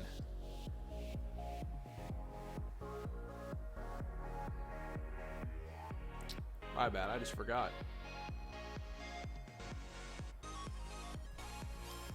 David Guerra is a Bears fan. I never knew that. He sends a super chat saying, as a Bears fan, we will find a way to screw up, end up drafting in the top 5 again next year somehow. Well, the NFC is competitive that even if the Bears are better, better doesn't always mean you're good enough. So, I mean, I guess Chicago is a little bit used to losing now. They haven't been to the playoffs in a long time. There is a lot to be excited about with that team. They should be more fun to watch. I'm also excited to, well, I would be excited for you about the new coaching staff. I never thought John Fox was going to fix things there, but I guess that, you know, the GM didn't really want to help him out much anyway.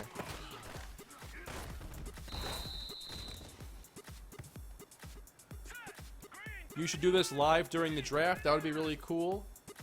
It would be. It's a little bit awkward to have a watch-along stream that doesn't show the actual content, but I've seen it done.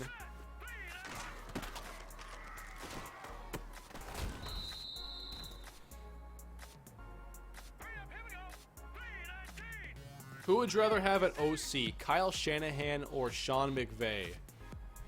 Wow. Can you go wrong with either one? If you made me pick, though, man.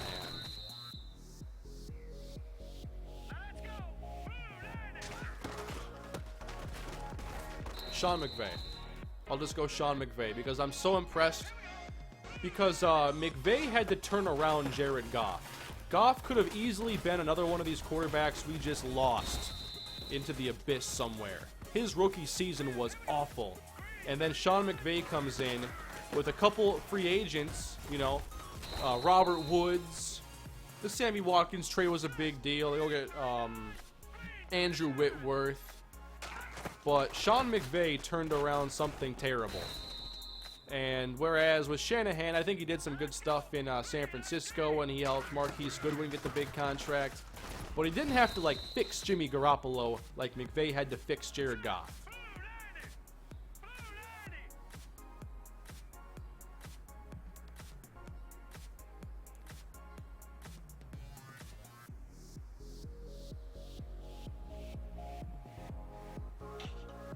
Sue to the Seahawks? I don't know if they would do a move like that. That cost a lot of money. They have a lot of holes to fix. I don't think that would really... I feel like that'd be a pretty emotional way to try and fix the defense. That's pretty hasty. I think you're better off going for value and working on constructing a new core.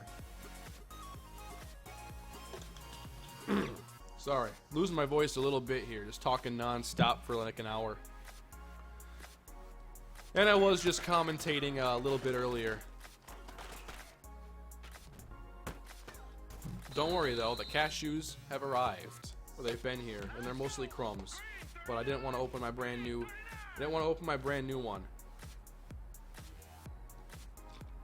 Because every time I open a brand new thing of cashews, it's got that like little lid, kind of like a soup can. Every time I pop that thing off, my cat thinks it's time to eat.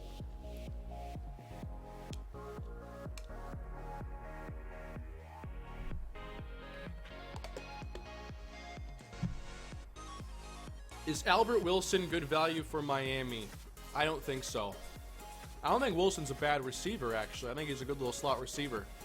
But $8 million is very rich. ASJ to the Seahawks?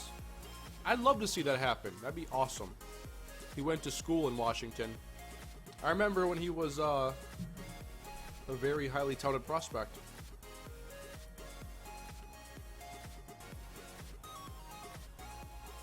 No, YouTube is what I do full time. I am a content creator.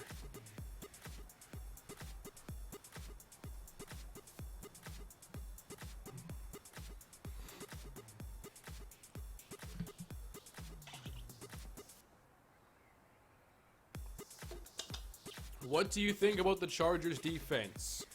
I've only been excited about it since my Chargers franchise.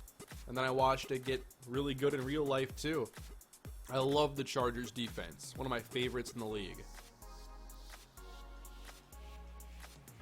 Demario Davis to the Saints. 3 years, $24 million. I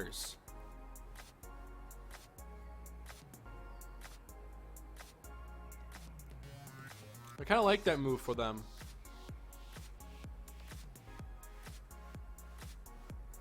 And they also got Patrick Robinson back.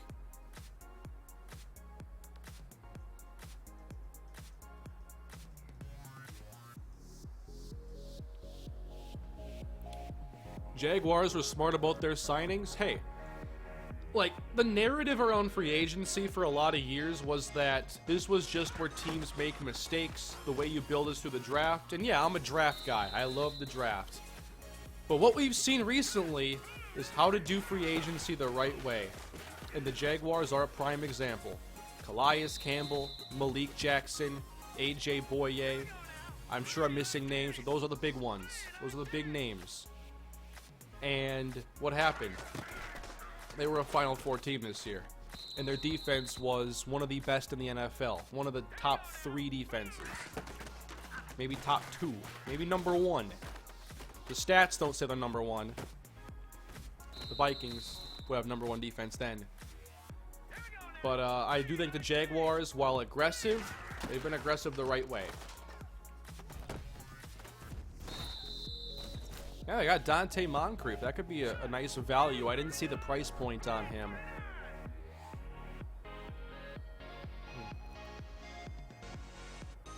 The Vikings, Panthers, Chargers, and Jaguars all got better after you did a franchise with them. Coincidence? All I had to do was lay the blueprint, and they could follow it.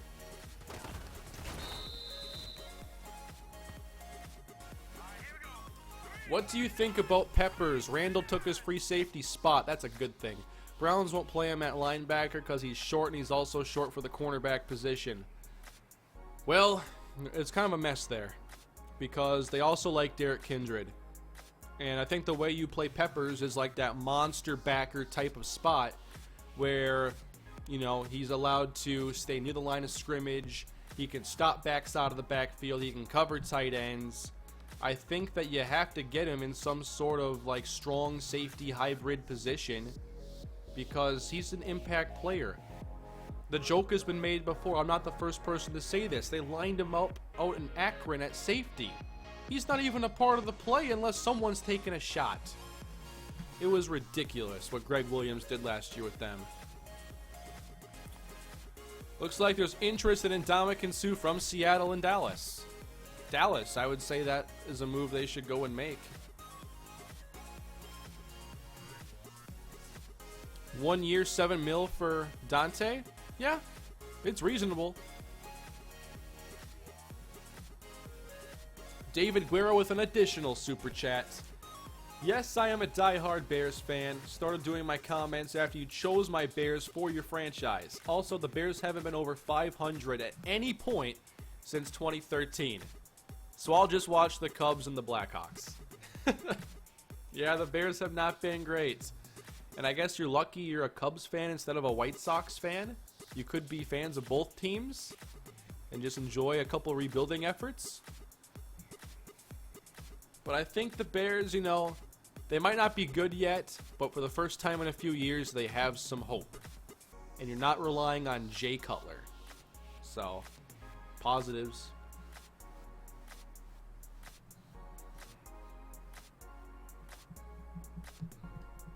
Sue, Dallas can't afford anything. But what if they cut Dez Bryant? What if they were only going to cut Dez Bryant if there was a big signing to make? That's the way I'd handle it. I bet you the Packers didn't sign Jimmy Graham or agree to a contract. Or, I bet they weren't going to release Jordy Nelson until they were able to get a deal ready for Jimmy Graham, is what I'm trying to say.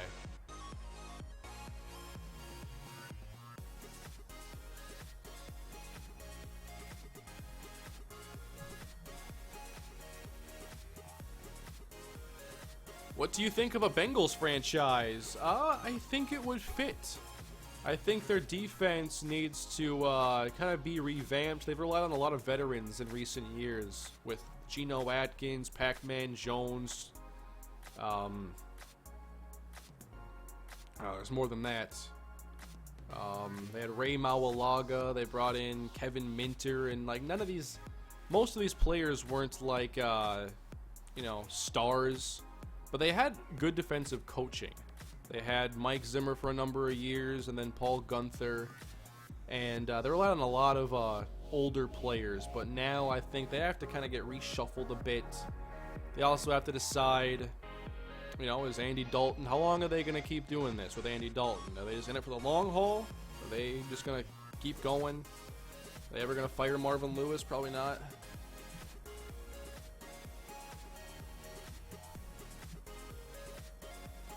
How do you feel about Jimmy in Green Bay?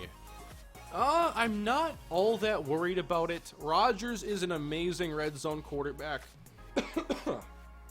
And Jimmy is a great red zone tight end.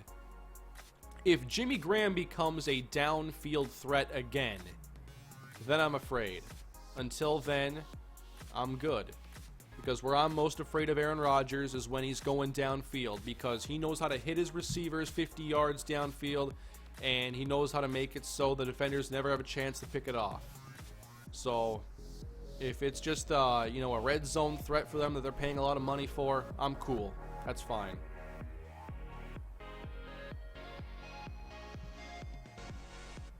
If the Vikings lose Diggs or Thielen, can Jarius Wright step up to become the number 2 receiver?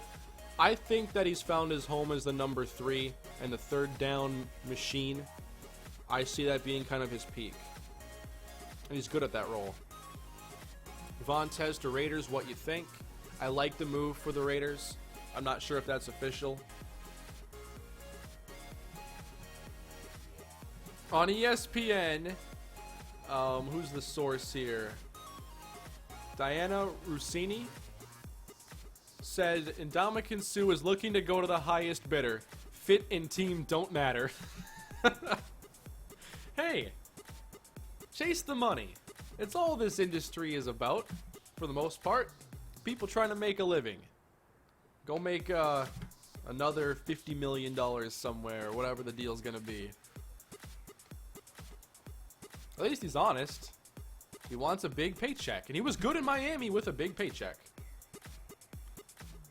Kane, have you made a bracket? No, but I have a question. Please answer this because I'm confused and I couldn't figure it out.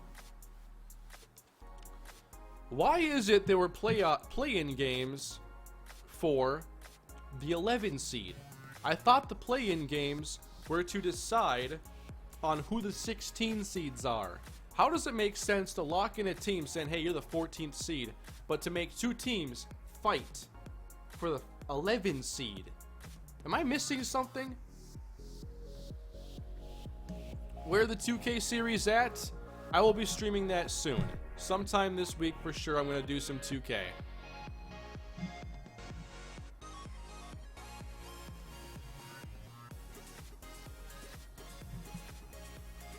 Would someone please tell me why the NCAA tournament does that?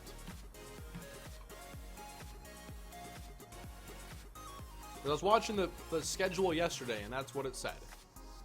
We had these 16 seeds fighting and these 11 seeds fighting. They were the last four in. Aren't the 16 seeds the last four in? Or are the 16 seeds like the winner of the Big 10, the Small 10, the Big ACC Sky 12 conference? Like some of these low conferences, are those like conference winners?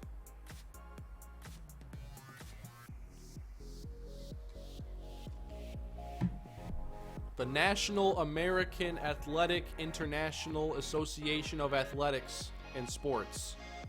Their conference champion goes to the 16 seed. Is that how it works?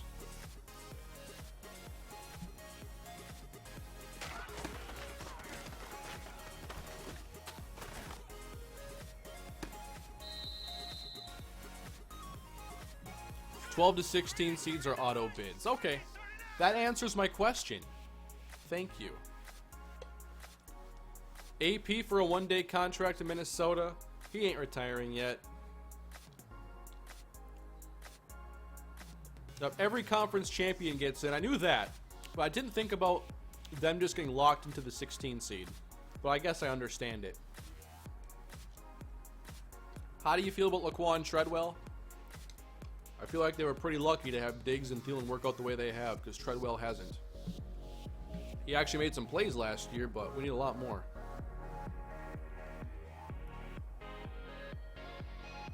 I'm at the bottom of the can now. This is basically salt.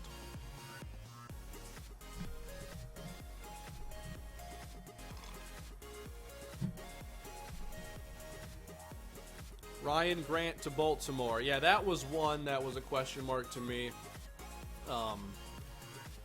The little bit I saw of Ryan Grant last year, because they had to throw it to somebody, and Grant did make some plays. If I remember correctly, he did well against the Vikings. He had 573 yards and 4 touchdowns. In his career, he has 84 catches, 985 yards, and 6 scores. That's a lot of money to give to a receiver that hasn't really proven a ton in his career.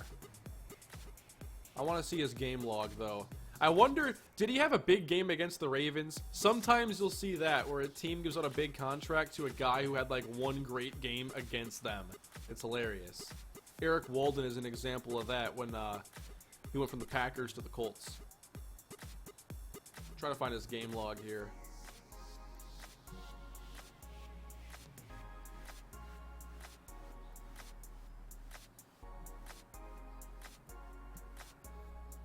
Against the Vikings, 325. That must have been Maurice Harris who had the big touchdown then.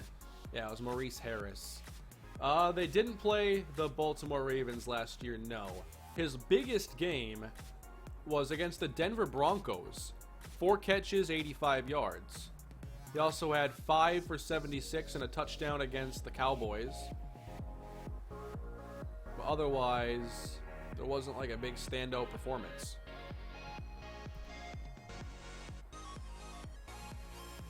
Would you be open to bringing back AP on like a $5 million deal before retiring? I'm not sure. Does that locker room want Adrian Peterson back in it? I think I just worry about the future. And let's go get a young running back to complement Dalvin Cook, and they'll play it together for 3 years. Guaranteed.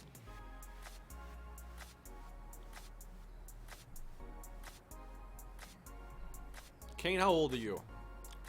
I'm 25. I guess I have to get back to some gameplay too. I did want to give you guys something to watch, but I'm focused mostly on free agency.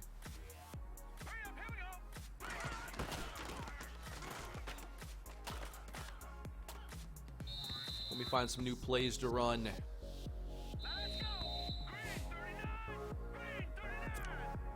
I want to try that A slot.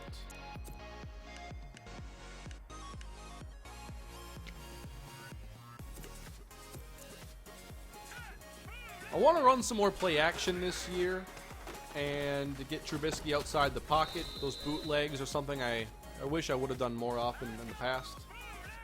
I guess it's going to have me rolling out to my left here. I don't want to do that, but I will do it.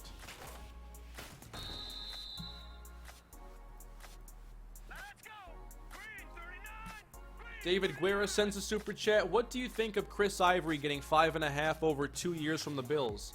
I mean, we all know he's going to be a backup to LaShawn McCoy, but I think that this will help give McCoy a little rest. And I like Chris Ivory. Didn't really have a great time in Jacksonville, but it's cheap. Ivory, we know he can be good. Low risk. I don't really think much of it. It's not like an exciting signing. And then another super chat here from Carson. What do you think about Mackenzie Alexander and Jaron Kearse's potential role in the defense? Well, Kearse has kind of carved out a special teams role, and he's been really good. Like, I think he could be one of the special teamers that goes to the Pro Bowl consistently, the way he played last year. For Mac Alexander's been kind of inconsistent. I'm not fully comfortable right now with him starting outright. I think the Vikings at the least need to get someone to push him for that nickel role. Simeon to the Vikes. Did they make a trade? Alright. They're replacing Kirk Cousins already. Simeon as a backup, I like that.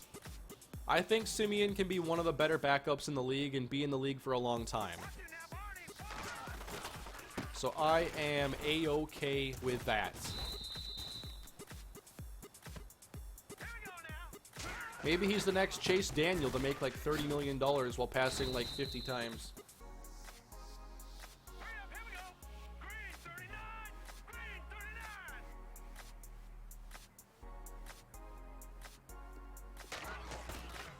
I wonder what they gave up. Probably like a 6.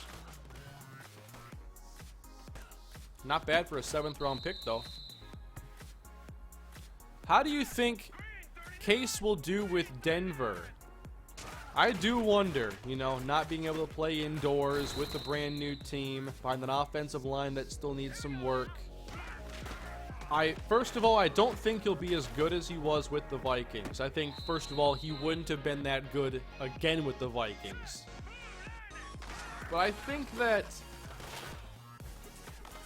I don't know.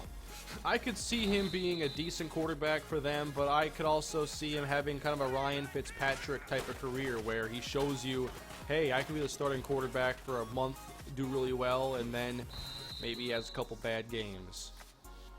I could see that being his career arc. Personally, I think the Broncos won't have him as a long-term franchise quarterback.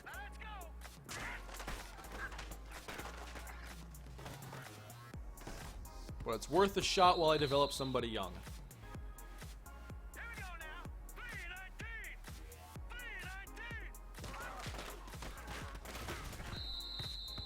Who do I want for a nickel corner? Jair Alexander at 30. I'd be ecstatic with that move.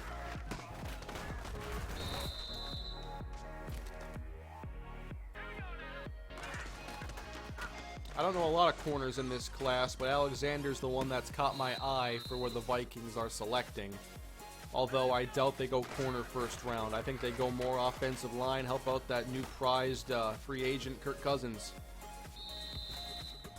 Yes, I'll be doing Jordan Starks after MLB 18 comes out on the second channel. I'll also be doing some of it this week. Come on, Trubisky. So we haven't had much like breaking news live, but I guess we get the Trevor Siemian signing here. That's cool.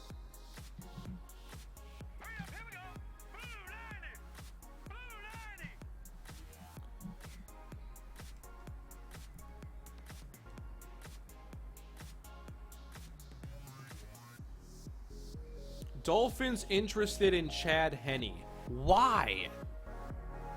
Why are teams like still wanting Chad Henne?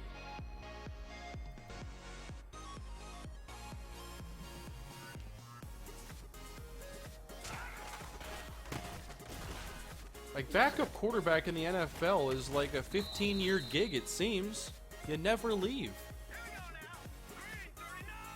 Is college football that bad? They're not producing enough backup quarterback talent to get, like, to replace a Chad Henne?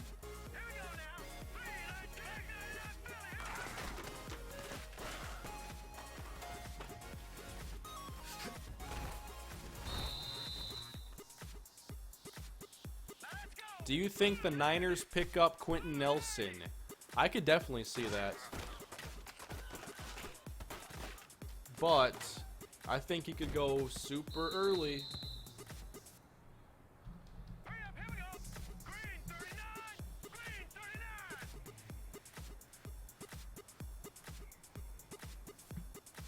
San Francisco's at 9. I'm not sure he makes it that far. Do you trade up for a guard in the top 10? He could be there, but I just wouldn't count on it because he's one of the top talents in the draft.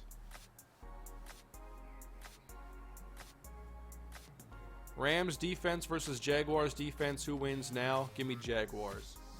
Jalen Ramsey, AJ Boye. Plus, they've already played together for a year. Give me Jags all day.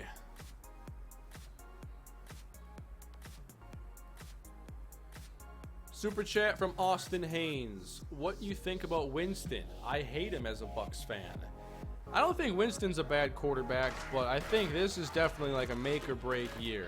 They need him to be more consistent, and they need that offense to realize its potential because they should be one of the top offenses in the league. On paper.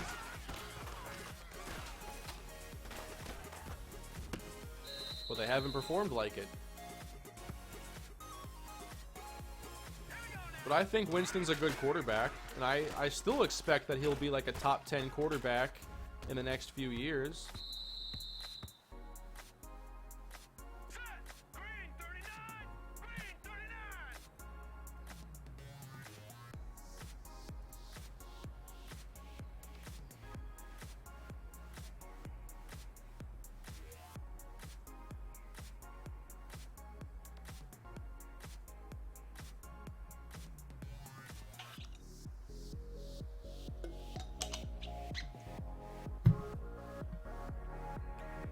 What do I think about Sam Bradford in Arizona? I like Sam Bradford when he's healthy, but it's hard to count on it. So as long as he's like on the active game day roster and healthy, I think the Cardinals can, win some games. But they should go get a young quarterback. Maybe a player like Lamar Jackson is available, and they can have a veteran option who is legitimate, and a backup or a young quarterback to develop.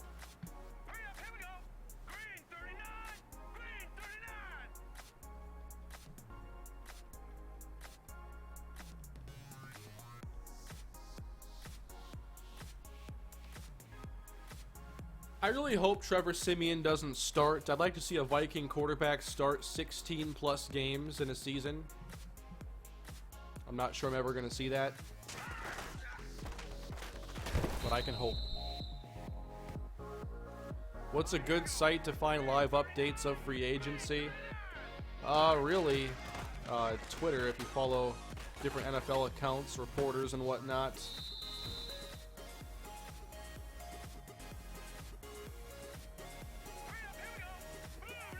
Otherwise, I'm sure there are live blogs out there that are updating regularly, but I just don't know of them.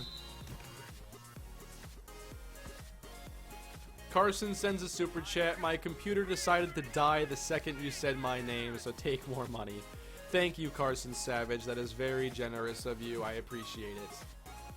And if you didn't hear the super chat that you sent me earlier, I need to find it. What did you think about Mackenzie Alexander and Jaron Curse's potential?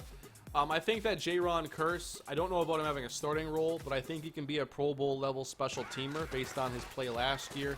And for Mac Alexander, too inconsistent for me to want to give the nickel job outright. I want him to win it in camp.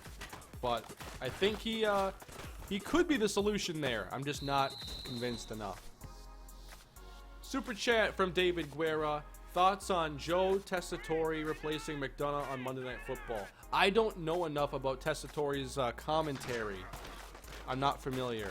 I liked McDonough, and I liked, oh wow, now I'm forgetting his name.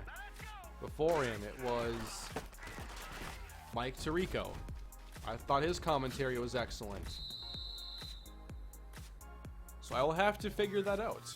Where can I find some of his calls? What is he known for calling?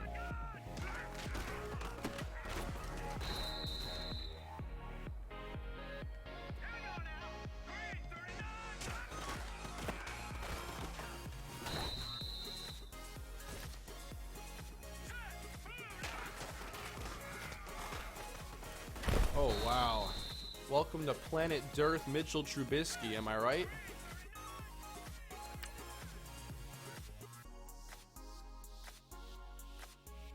Here is Bram Dearth playing some defensive end here in our nickel package. And he's going to go around Frederick Chickalo. Come on. He's got all his momentum. You can't slow him down. Impossible. He's too strong. He's too big. Thoughts on Joe Thomas retiring? I would have liked to see him play another season, but he's had a great Hall of Fame career already. If he thought it was time, then who's to say it's not? David Guerra sends a super chat. He was the #2 college football commentator on ESPN. I'm sure I'll come across some of his stuff then watching prospects. If not, I'll find top 10 calls or whatever.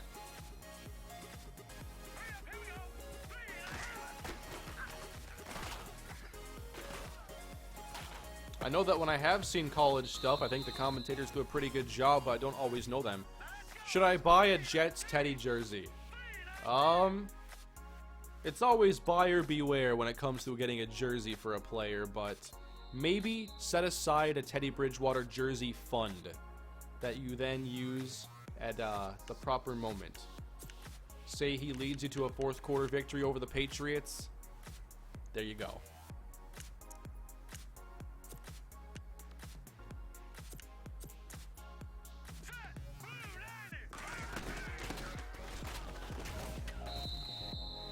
Yep, Paul Posluszny retired. I saw that news today.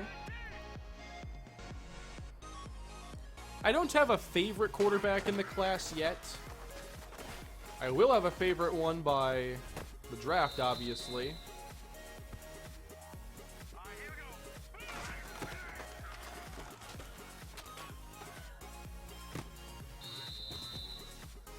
From what I've seen so far, it's probably either Lamar Jackson or Josh Rosen. What should the Packers do at cornerback? Greetings from London. They should do absolutely nothing and allow teams to pass all over them for an entire year. But realistically, they should be heavy on corner in the draft, whether it's a Josh Jackson or another big name in the draft. I think it's hard for them to not go cornerback first. You talk about value in the draft, BPA. That is garbage when you have needs that big. Teams draft for need a lot. And the Packers are probably smart to draft for cornerback early.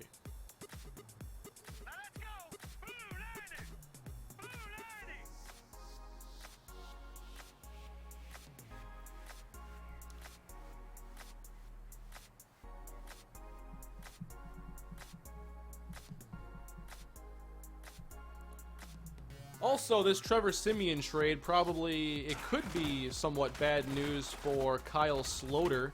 They got him from Denver last year off their practice squad, and he spent a lot of time on the active roster. The Vikings didn't want to lose him on the waivers. So I'm not sure if this trade means they don't have a lot of confidence in Sloter, or they just wanted someone a bit more who has some experience. That could also be it. Why did the Vikes trade for Siemian? Just because he's going to be a good backup option. I think that's his role in the NFL, and it could be for a decade. Not bad for a 7th round pick from Northwestern.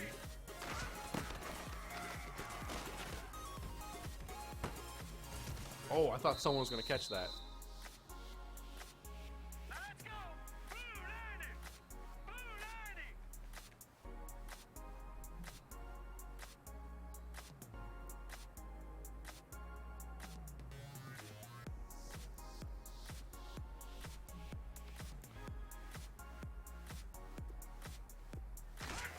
The Vikings have, I think, 3 6th round picks and no 7th, so I expect it was a 6 for Siemian. Here we go now. Green 39. Green 39.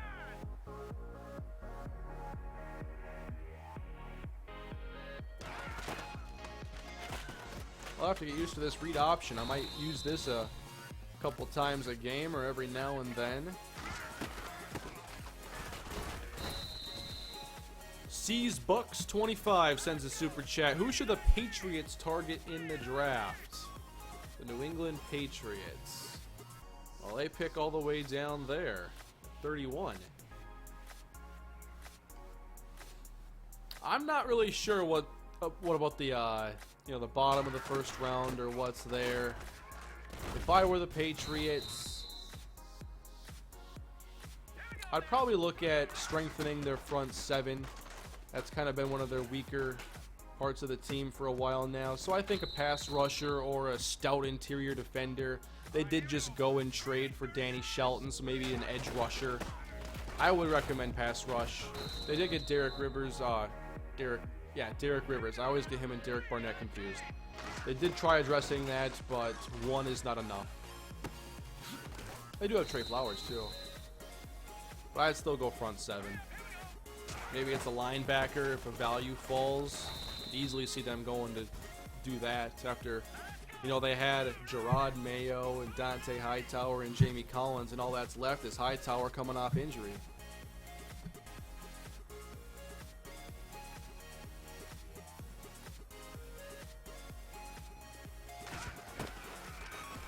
Also, Patriots need another backup quarterback now.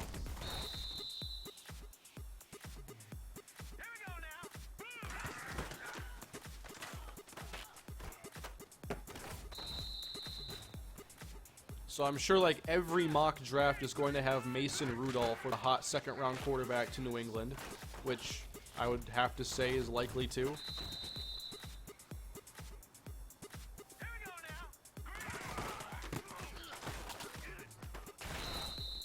David Guerra, can we see your cat? She isn't right here right now.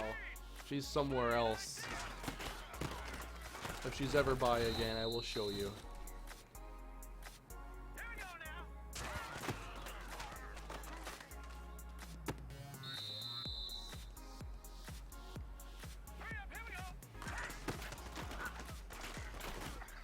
This year in my Bears franchise, I think I'll use a lot of twin tight end sets.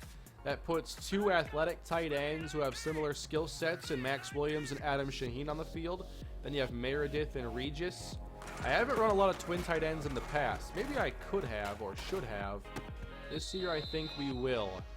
I added a lot of 2 tight end stuff to the playbook today.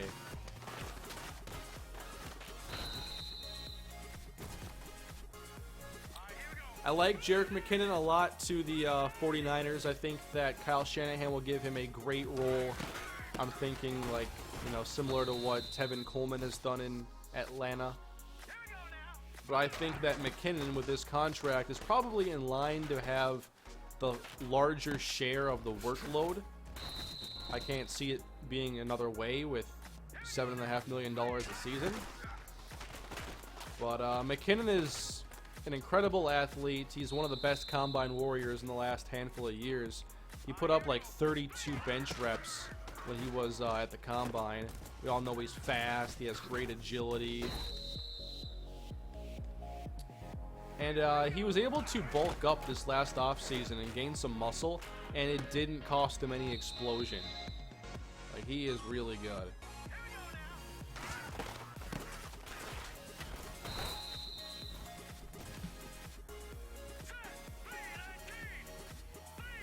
Broncos will send Simeon and a late 2018 pick to the Vikings for a pick in the 2019 draft. So does that mean that, like, the Broncos are giving Simeon and a 6 for a 5th rounder in 2019?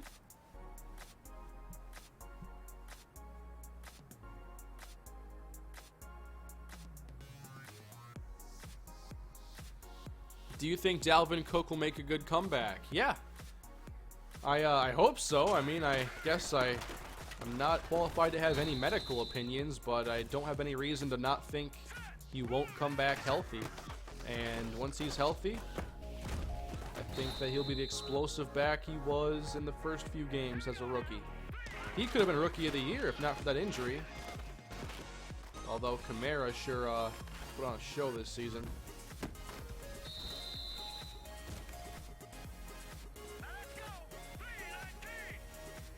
Do you think Lamar is going to the Bills? I think they're trying to go up even higher for someone like Josh Rosen.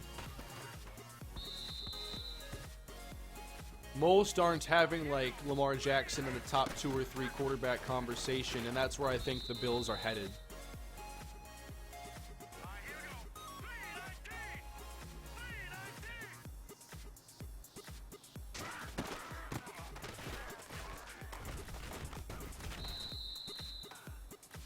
Thoughts on Paul Richardson to Washington? Good vertical threat. I'm not sure how they plan to use Alex Smith. He's not known for throwing deep, but last year when asked to do so, he did a pretty good job. It is somewhat of a head scratcher, but at the same time, they did need some receiver talent.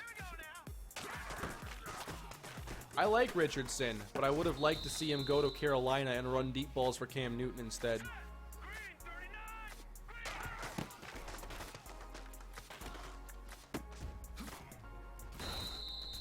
Yeah, the Cardinals should go for a quarterback. Sam Bradford, when he's healthy, he's good, but healthy is always the question. Tom Savage to the Saints. All right. Tom Savage has a very clean throwing motion, and that's what I think captured everybody's attention when he was a rookie. It's like watching Joe Mauer swing a bat. It looks like it's the way it's supposed to.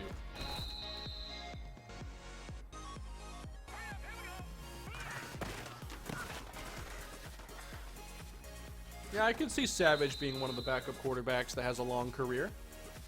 Not bad for the Saints to do that. I wonder if the Vikings were trying to get him. But I'd rather have Savage or Simeon. Huh. I'm not even going to bother going through that one.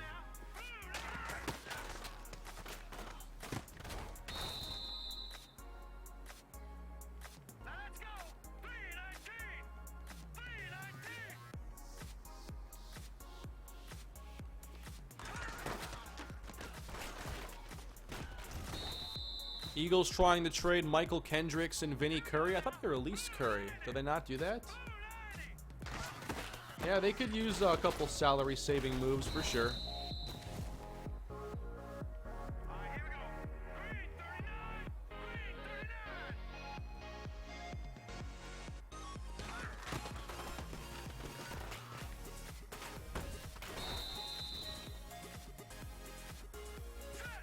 Whatever happened to TJ Yates?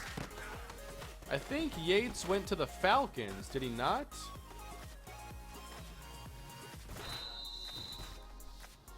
I can't remember what really happened to him.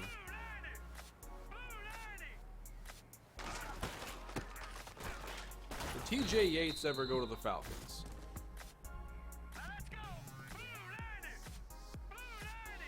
He's with the Texans right now. He was with the Falcons in 2014. Why is that what came to mind? Yates, in Houston, 2011 to 2013. Then the Falcons. Then the Texans. Then the Dolphins. Then the Bills. Then the Texans. Why do I remember his days as a Falcon? Yates had his only playing time of the season, throwing 3 for 4 for 64 yards and 1 interception. That was a snapshot of his career as a Falcon. But I was right, but still weird that that's what I remember.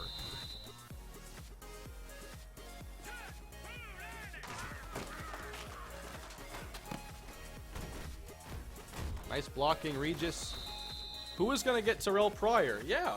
What's up with him? I know it was a down year in Washington, but someone should still have interest, especially the Browns. They've seen him at his best and still have, you know, the same coaching staff because they never fire anybody. Look at Trubisky.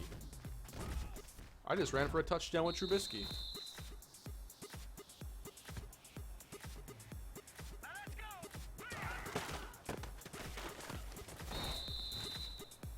Pryor about to sign for 1 year, $3 million. No way it's 3 in my eyes. I think it'll be like 5. Here we go now. Green 39. Green 39.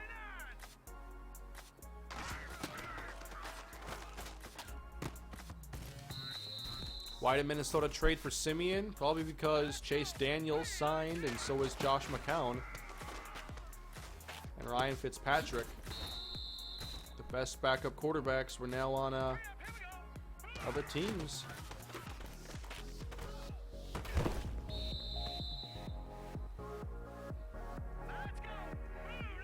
Why are these wide receiver prices outrageous?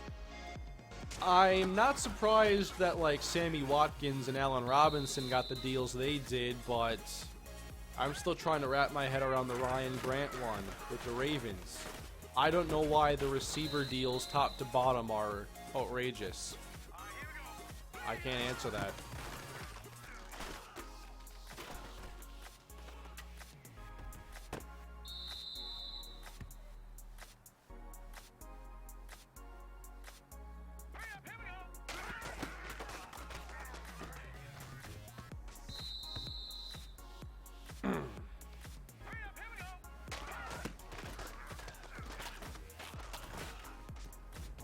Trying to do a target pass. I'm gonna get this to work. Just you watch. Target passing was a weird addition this year. It's kind of a cool feature, but it's almost impossible to use because it requires you to let your quarterback become a statue.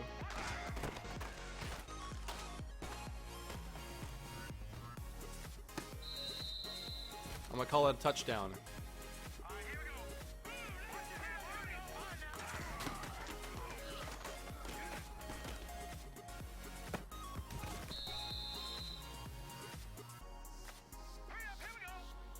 With offers on the table from the Vikings and Lions, veteran O-lineman Joe Berger is seriously weighing retirement. Yeah, I wouldn't be surprised if he does. He's been a great value signing for the Vikings over the years. He was just a backup in Miami for many years, and then the Vikings needed him to start. He did so very well. Yeah, that Cameron Brate re-signing was surprising to me because of the O.J. Howard draft pick. That's a lot to invest in tight end, which is not one of the most important positions in the game. I think Brate's a really good player, but I'm shocked the Buccaneers kept him at that price point. But to me, it was their GM, who's been there since like 2014. I mean, he's fighting for his job this year. So what do you see when GMs are, you know, under scrutiny and have to get some victories? They spend some money. If they're going down, they're bringing the whole financial structure of the team with them.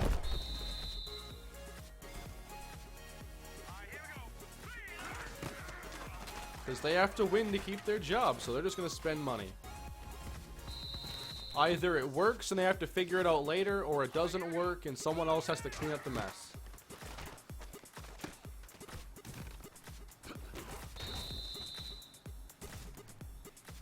Here we go now. 319. 319.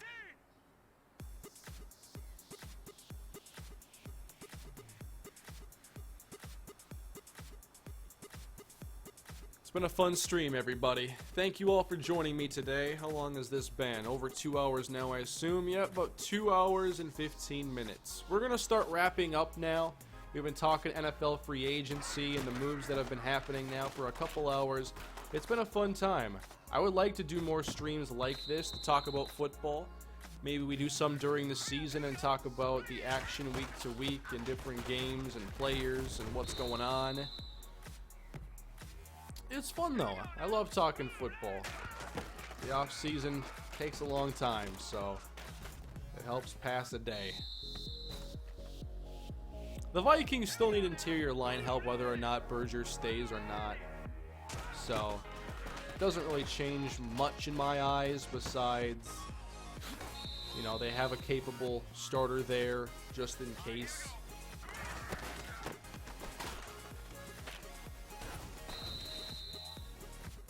I'm not sure what to think about the Chiefs right now because they're going to have to fix up that defense, losing Tamba Hali, losing Marcus Peters, Derek Johnson, and now a quarterback change. It could go well. It could also take some time.